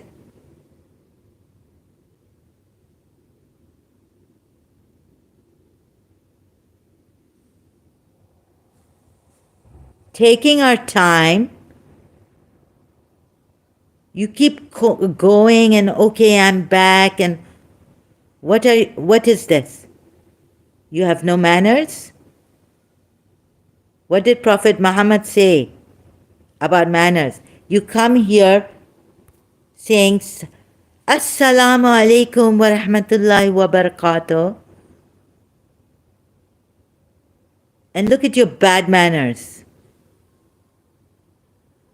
You don't even excuse yourself saying, then you say you don't understand my English. I will have to block you, not only time you out.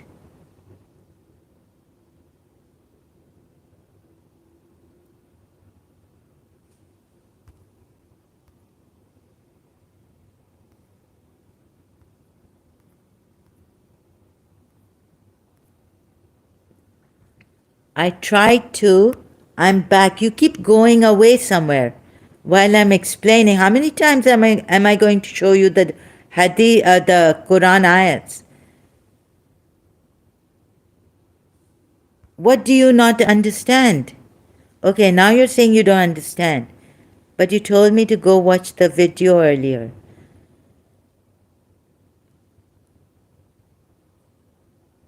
Okay, do you want me to show you everything, like the ayat where the contradiction is? If you don't know about Islam, then please tell me that you don't know about Islam. Why are you angry at me? You told me to go watch the video earlier. You're saying you don't understand my English. You're confusing me. I don't understand your English. You said here. You just told me you don't understand your English here. You just told me you don't understand my English. What does this mean?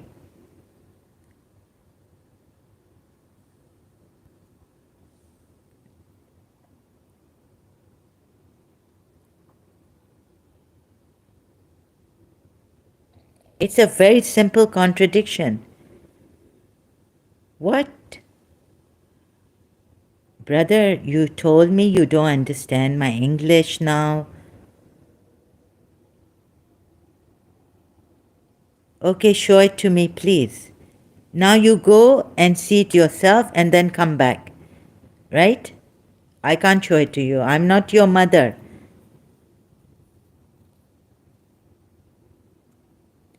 Your mother has pampered you. I thought you knew the Quran and all this.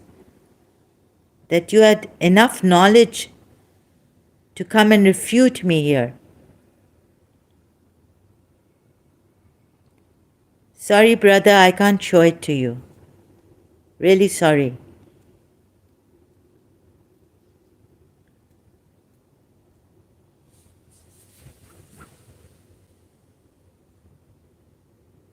Well, I believe that I have enough knowledge. However, I still don't see a contradiction. Okay. No, I'm sorry. If you can't see it, I mean, it can go on forever, right? So you take your time, come back here and try to show yourself the contradiction that I've tried to show. Okay? It's just that it's a hopeless case with some of you Muslims. I can see now. You've proven it.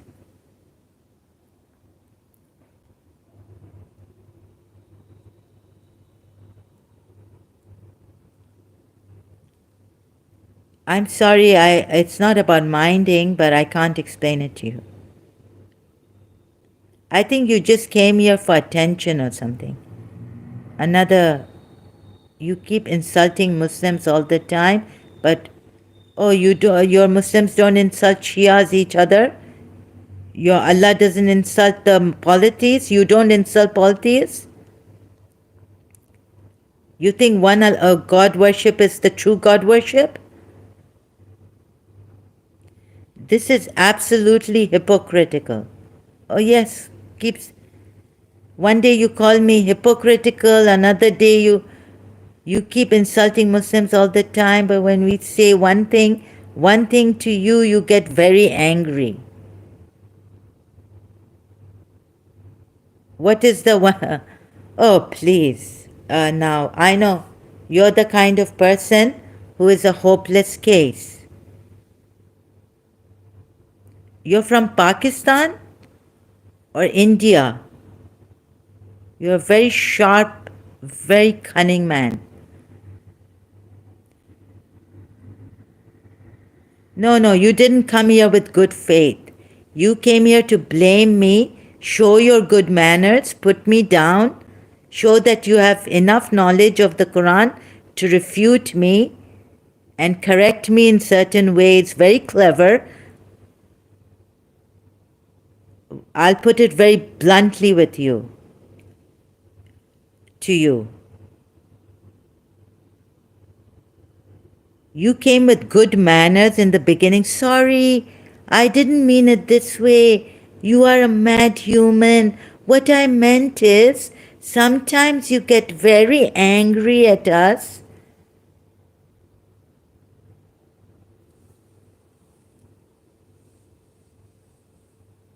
Go to your mother, right, who's been trying to explain to you some truths.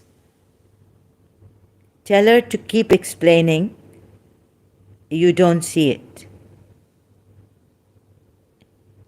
Third time, fourth time, fifth time, tell your teacher also. That means I don't see any contradictions. Keep explaining it to me.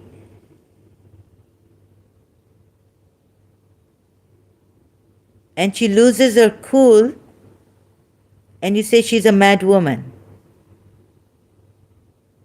Do you not remember a few days ago when I had admitted that I didn't know? How would you know that I did not come in good faith? Because I can tell from the way you're going on here. Any donkey can tell. A donkey can tell.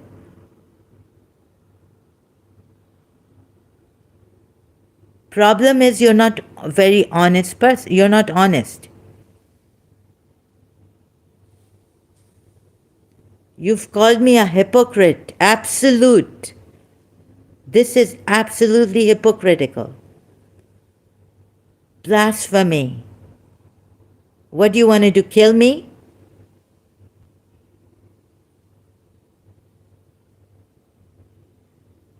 So many counterfactual and inoperative pontifications. Okay. These words, sorry, come down, simple words. See, you keep thinking that I want to kill you. No, I don't keep thinking it.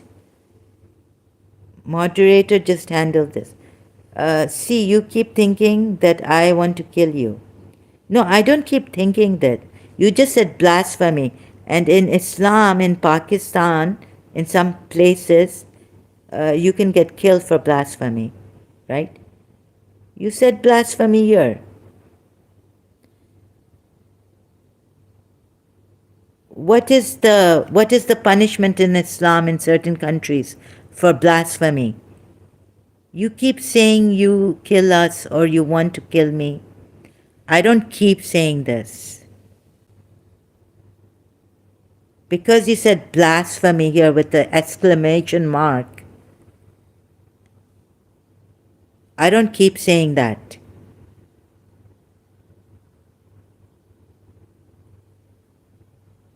Well, it means Tawheen of Rasulullah in Urdu. Tawheen Rasulullah. Blasphemy is a word Christian used to. Yes, so what's with that? Christians don't kill. But there's an Islamic law in certain countries, and you can do mob lynching too, to blasphemers. Bibi Asia in Pakistan, her case, the Christian lady's case, wrongfully accused of blasphemy because they had something against her, the Muslims in Pakistan. So they killed her lawyer, and that killer, the lawyer's driver, became a hero in Pakistan because the lawyer was defending Bibi Asia, the one the Pakistanis had falsely accused, the group that had falsely accused Bibi Asia of blasphemy. Listen, what are you doing right now? They are flossing. What's this word? Brother, it's very sad to see what you are doing here. You have any integrity, any decency? Where are you from? Let me just check your channel. Trying to show off big words you know in English.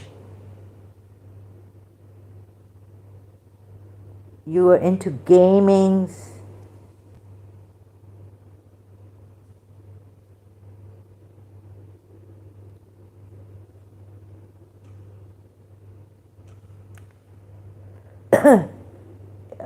Please, brother, what can I do if you don't see there is a contradiction in the Quran ayats, between two ayats? And it says, reflect on the Quran ayats.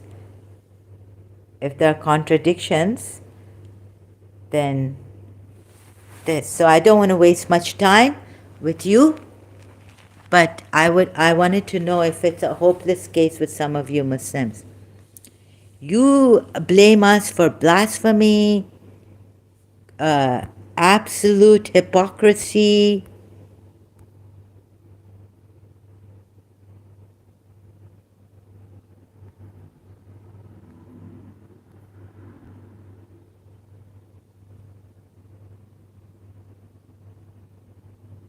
You seem to be like a Muslim Pakistani. You have literally said that I wanted to hurt you. Yes, because you said blasphemy and please, let's not go round and round in circles. Oh my God, I can't believe what these Muslims are. So you've never been an anti-Shia? This is not what blasphemy is. Are you really going to try and play the victim right now? Oh my goodness. You didn't see the live stream about my condition? You don't care. Neither does your Allah about apostates. Because Prophet Muhammad has taught you, and his Allah, they're the one and the same, and you worship him. Surah Fat Ayat 9, glorify him morning and evening, that you're supposed to be hard with the disbelievers and soft. You don't care. You have no humanity in you. Why have you come here to defend an Islam? Because Islam is from Satan and you have no humanity in you. It's the end. We have devils like you. It would be enough. Intellectual devils like you.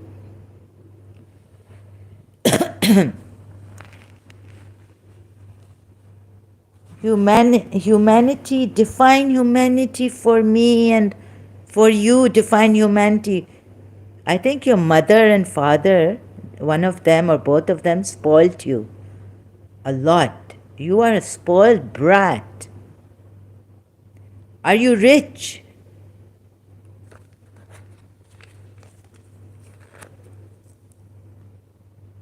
Are you a landlord or something?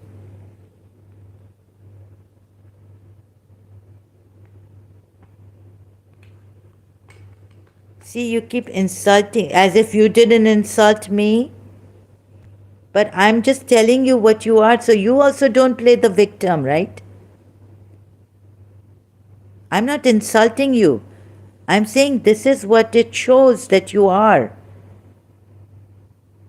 You didn't insult me by saying absolutely hypocritical. I'm sorry, but you have insulted me.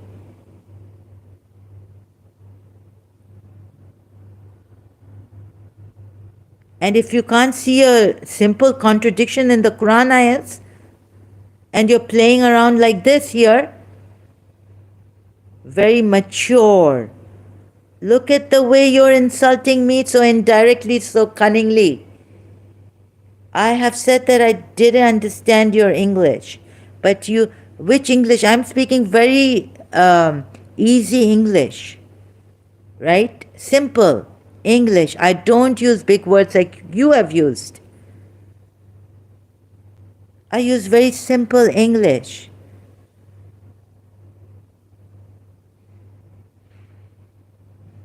Brother, do you have any decency? Any? Okay, now I think you want a lot. Sorry, I just have to analyze you. That what you want. Actually, I want to know where you're coming from. Why you can't see the simple contradiction I try to show you. And why you act this way.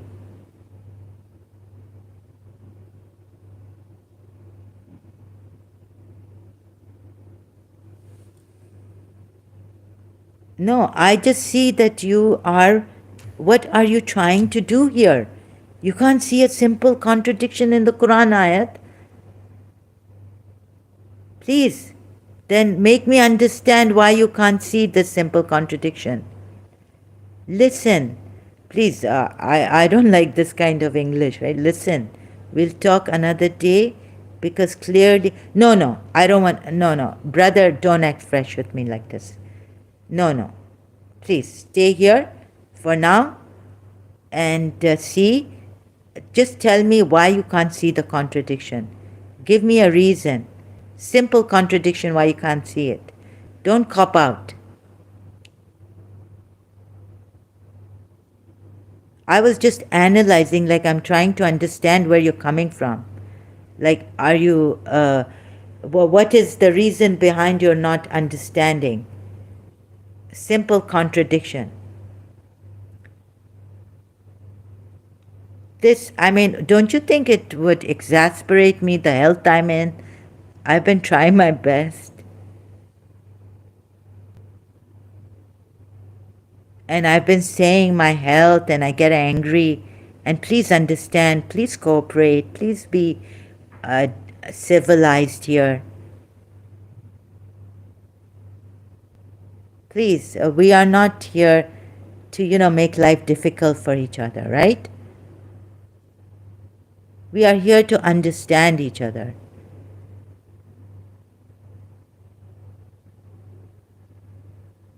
Right, brother? We don't have enmity against. I care for you, Muslims, each and every one of you.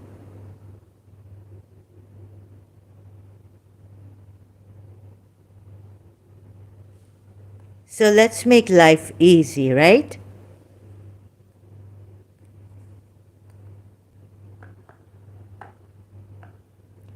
I hope I haven't hurt you before or your friend. The saying by a husband to his wife, "You are to me like that back of my mother," meaning unlawful to approach.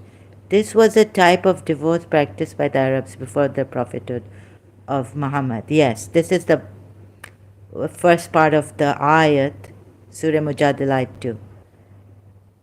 Then the second part. Please explain to us, an ex-Muslim like me, how come you don't see the contradiction?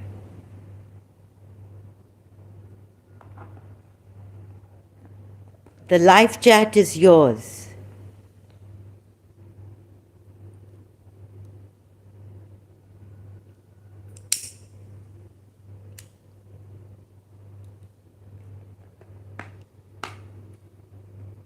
So please explain to us, Chicken Wing Steve. Live chat is yours. No enmity. If I have been mad at your friend, Goldhofer or someone, if you have known him, maybe for that, please come here for truth. If Goldhofer feels that, I was mad at him, please ask him to come here, right?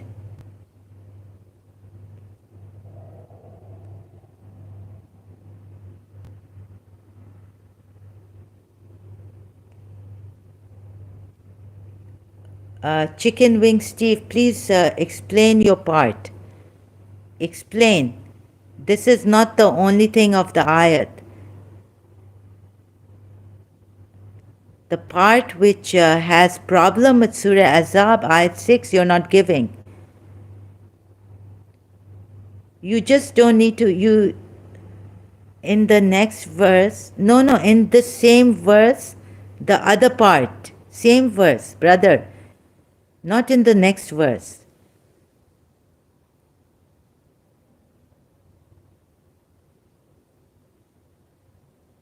Look, you're going to the next verse. Why are you jumping to the next verse?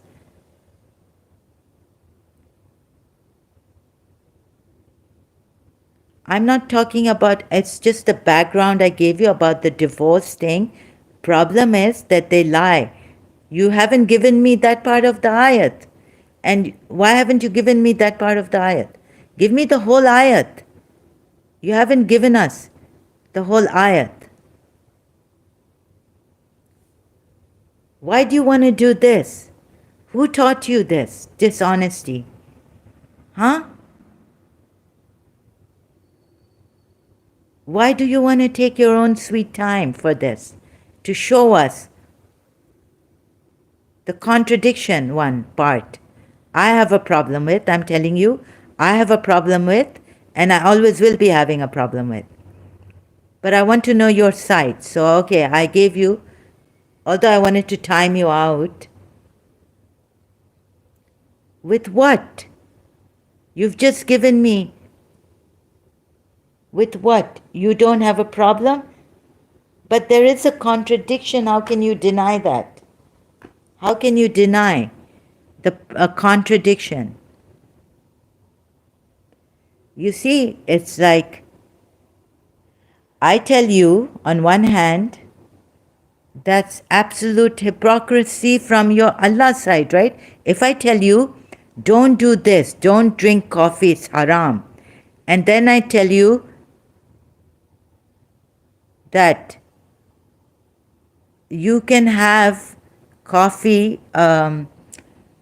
Prophet Muhammad, when Prophet Muhammad gives it to you or something, I'm really bad at examples right now.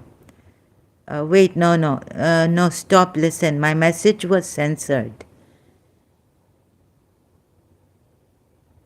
Oh, okay, you're saying, no, I did not censor your message. I cannot send this verse, it's being censored. Oh, really? No, I'm not doing, I'm the only moderator. If I can sense, it says review. It would be sent here, it would be said review. Wallahi. Excuse me, please don't swear by God like this here. I don't like this habit. Neither, it's not sending. Wallah. Okay, please don't swear. You know my Christian teacher a long time ago. Don't swear on these small things. She taught me, she told me once, it was enough. Do not take God's name in vain, and do not swear on God. You know, I swear by God I didn't lie, this, that. Make excuses. I'm sorry, I was not censoring anything here. I don't know where the problem is. Maybe on your side?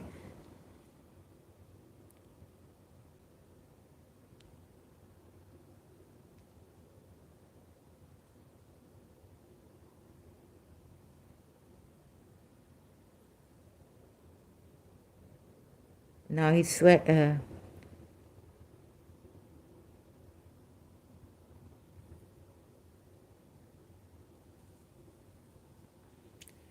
Brother, I'm waiting, seeing when you will have the car. Are there words that are banned from your YouTube channel? Not that I know of.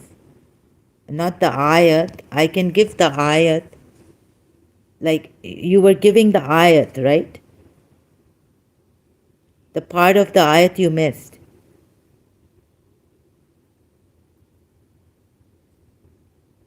Yes, the ayat. Yeah, so if it's too long, sometimes the words don't. But you can bring them in parts. Brother, the part of the ayat is here, right? This part. I read it out. Brother, the part which says it is a false statement they speak. Before that, sorry, I just am exhausted by, sorry, I don't have that much patience with someone, message retracted. Our wives are not our mother. Sinfully, our wives are not. None can be their mother, except those who gave birth to them. Yes, this one. This one. None can be their mother, except those who gave birth to them. So none can be. It means no one can be your mother. Walida means the one who has given birth to you. So except those who give birth to them. Right? Waladnahum, gave birth. No one can be your mother except your mother. So what is the problem? Now read the next part of this verse. Also, but indeed an evil of the word, it says, qawlu, they say, and a lie. And they say is certainly detestable. What they say, right? What they say is certainly detestable. Not how they take it, but what they say is detestable and false. Yes, yes. Thank you for this. Okay. Slowly. Thank God okay. Now, a brother. But what do they say? They say a detestable, certainly it's detestable, right? Or evil. It says, what here? Munkar.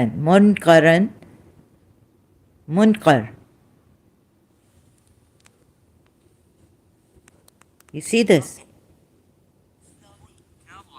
Thank God Munkaran is evil, they say. But what do they say? That they are like their mothers, right?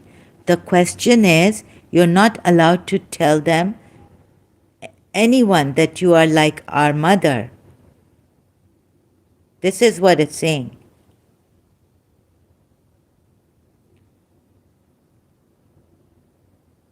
They're saying that you are like a mother when they give a divorce. So it says here, do not say that it is an evil and a falsehood, a lie, because none can be your mothers except those who have given birth. So do not even utter that mother word for your wife.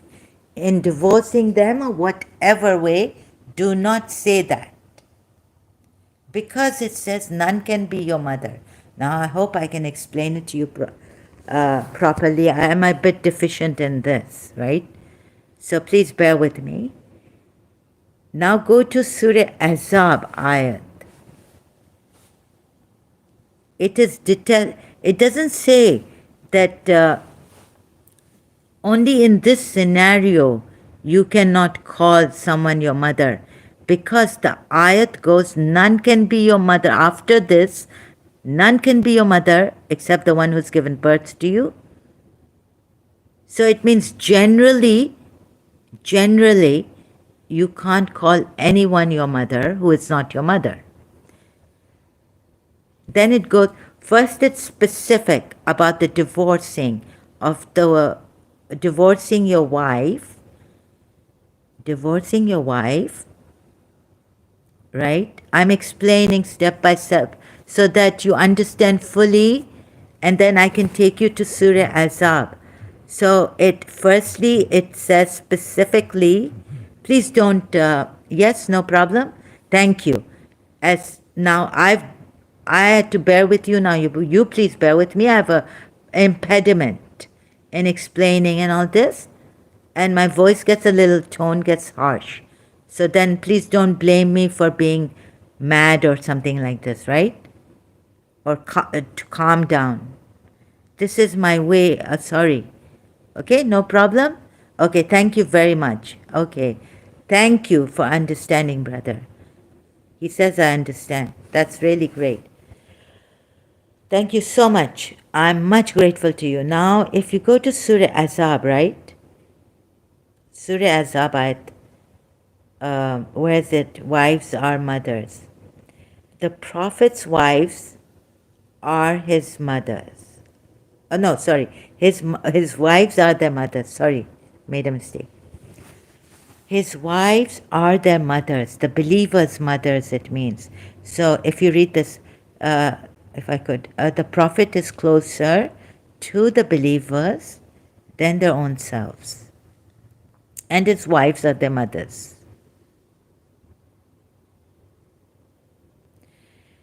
For now, please don't go to any tafsir or anything, right? Let me just explain. Surah Mujadila ayat, it specifically says in the beginning, the scenario is on the specific, that you, but it doesn't say just don't call your wives mothers like this, in this situation. It then, the ayat generalizes and says none are your mothers except the ones who have given you birth. Okay, you understand that? Not, okay, ask a question, but it would be, so do you understand that it starts generalizing later in the ayat? And again, so against Surah Azab ayat 6, when Allah makes Prophet's wives believers, mothers, it goes against this ayat. It goes against this ayat. Do you now understand? This is where I have seen the contradiction. The term mother of the believers means that no Muslim is. Now you see, you're going to the meaning. Yes. And that's in the ayat too. I think it's in Surah when he says he's shy of telling you and Allah. Yes, it's in Surah Azab ayat. The term mother of believers means that no Muslim is allowed to marry any of the wives of the Prophet after him. But he's mentioned this, that in this same surah, Surah Azab.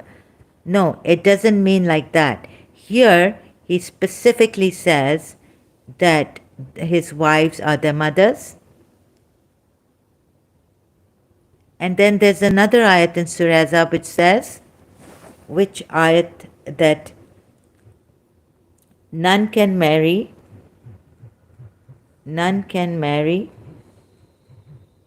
just searching, so I hope you don't mind waiting also. None can marry his wives, right? Wives of the Prophet.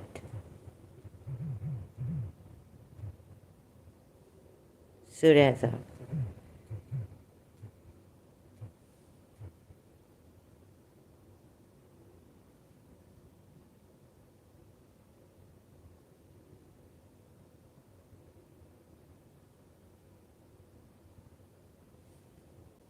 Where is it? 53?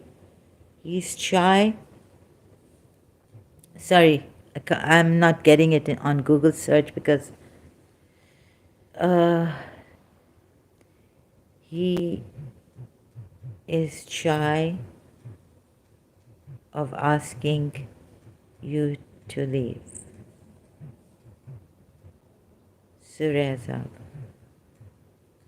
So, brother, if God wanted to also say, look at this, right? If God wanted to say that, another point has come up. You cannot marry the Prophet's wives. He just had to bring a law and say, he doesn't have to make them mothers, because this here, the statement of believers' mothers, is against that part of the ayat in Surah Mujadila ayat 2, against those polities who used to divorce, those pagans used to divorce their wives by calling them mothers or their mothers' backs. Please excuse me, but I have to leave. Am I excused? Sure, you can leave.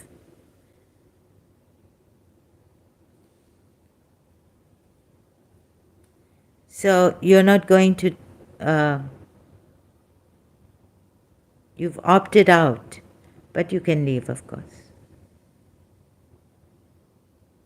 All this time I've taken in this condition, and sorry, I just, can't see this. So, or to marry his wives after him. So it's already brought the commandment saying that you're not supposed to marry his wives after him. He didn't have to put, so what you're saying, chicken wing here, he's gone, excused himself. Okay, that's good. This time he excused himself. He's got some good manners. The term mother of the believers means that no Muslim is allowed to marry any of his wives of the Prophet after him, right? No, wrong. Wrong. Even if it was right, he should not have done that, because he's telling the pagans not to divorce their wives by calling them their mother's backs, like their mother's backs. And none, moreover, that's a specific thing, scenario. Then he goes general. So now Allah cannot do that by using the term mother of the believers and meaning that now they cannot marry the Prophet's wives. No one can marry the Prophet's wives. No Muslim, meaning no Muslim is allowed to marry. It's just not doing. It's a contradiction. Clear contradiction. And this is the ayat, Surah Azab ayat 53.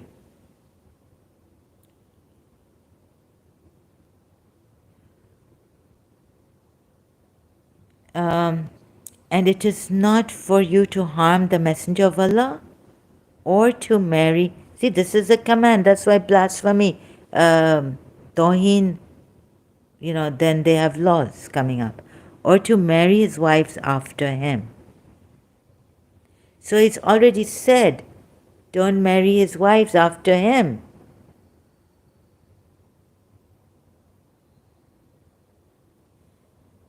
Moreover, in that ayat, I forgot this point also. Surah Mujadila 2, then it becomes general, right? As it says, no one is your mother.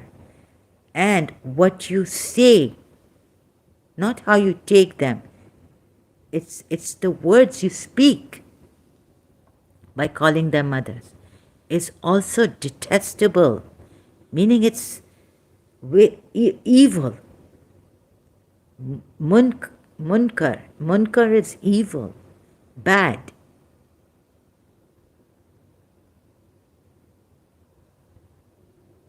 And a falsehood. So what they utter, say, calling them mothers.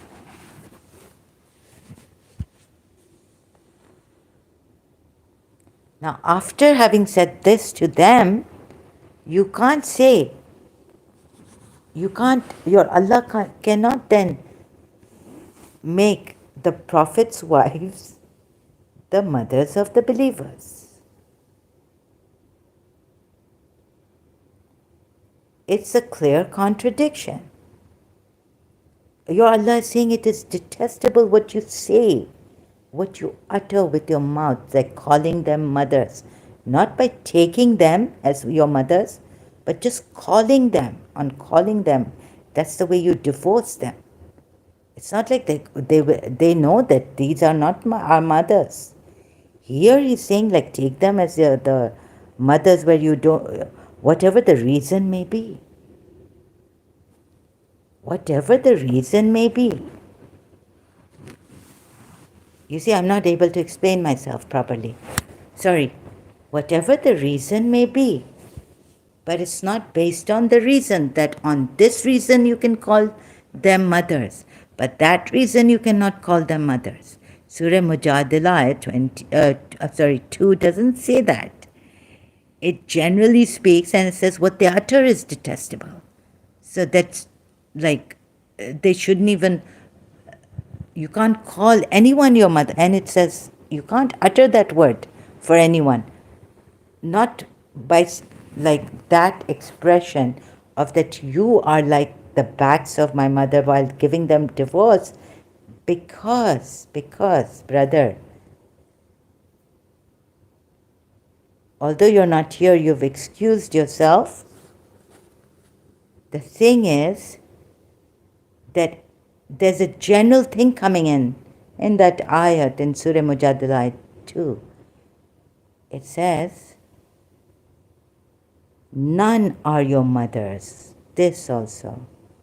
None are your mothers, except those who gave birth to you.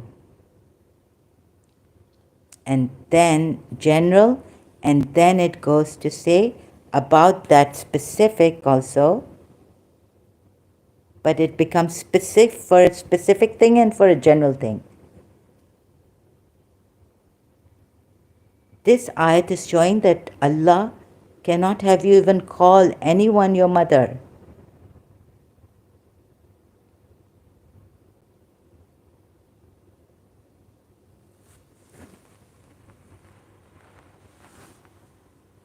Because none are your mothers.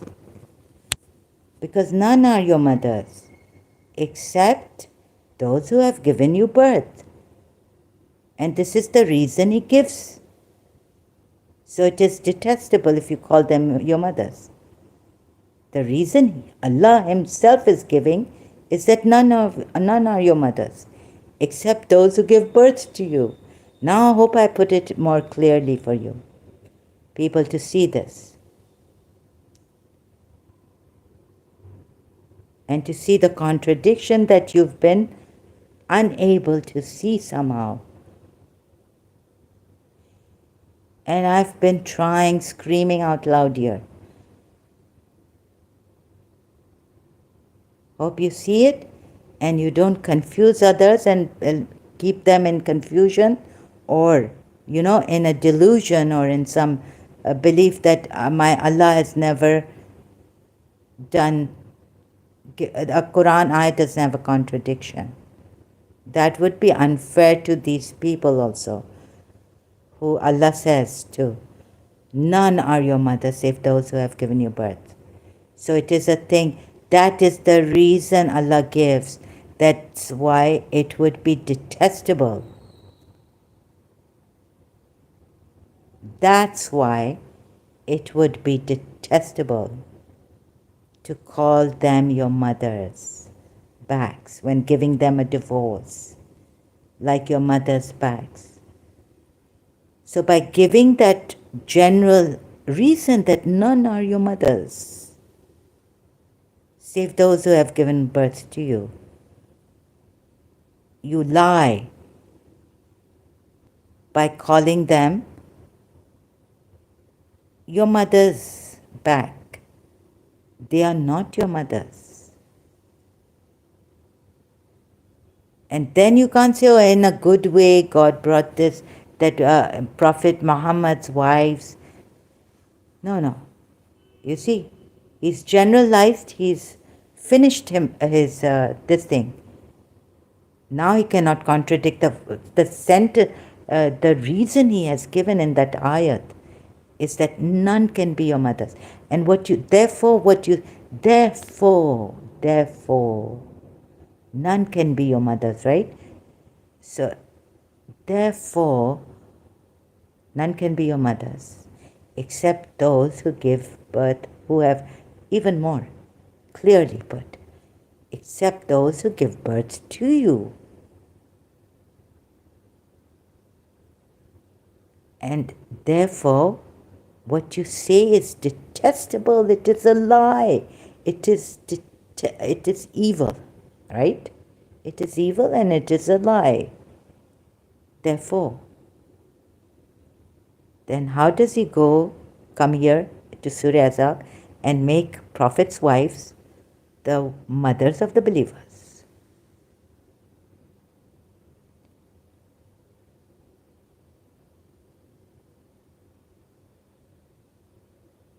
So there and there we have a contradiction.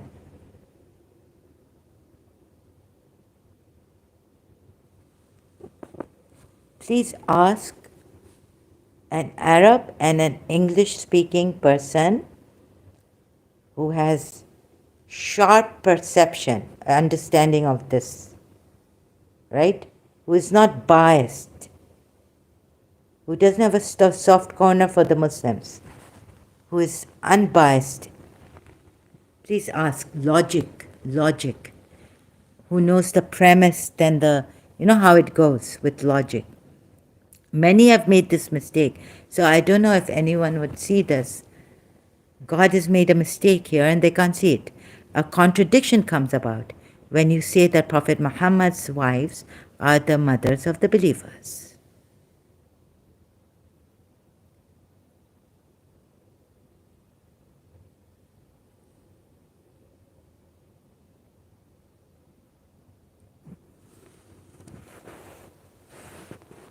So now I've explained it hopefully clearly to my brother Chicken Wing Steve and Humanity. Thank you so much. I need to take a break. My head is... And, okay. Thank you so much for the likes, although I don't... Oh, yeah, I'll see it next. Thank you so much. God bless you. I thank you, and I really do this for the truth and nothing but the truth. I have no bias or no agenda here, right?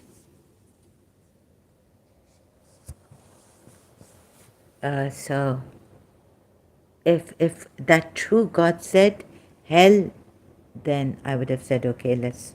I was very scared of the hellfire and all this at some time in my life, and I was like, God, please forgive me and this, and please don't let me do bad things, and I've put the reins of my soul in your hands. It's like when I was in there was a time in my life that this thing became the fear of hell. You know, and of growing up and doing more sins, like now you are responsible, became very the same. But I couldn't help myself sometimes for certain things, and I was very like, we're going to go to hell forever or burn. Even as a Shia, like, I know that Imam Hussein and all this, my deeds can save me, but still, you know, I was afraid of hell, fire. And for you people, so if it was a true God, and if it said hell, like I used to some time ago, say that, yeah, look, there's fire here, and there will be hell in the hereafter. You think you will go free, mass murdering people? Or, you know how many times you've murdered people? You think you're going to, God is going to spare you from the hellfire? If you are Europeans or you go and, or Americans, you bomb somebody's country or city, right? You think you're going to not burn in hell? Forgive. No. God has warned you and all this. I was like this, right? So please, and still searching for the truth. So I see a contradiction here, a mistake. Hope you see it too, Muslims. I'm not your enemy. Even as a Shia, I wasn't an enemy of Islam or Sunni Muslims or Wahhabi Muslims or anyone. Okay? Thank you very much.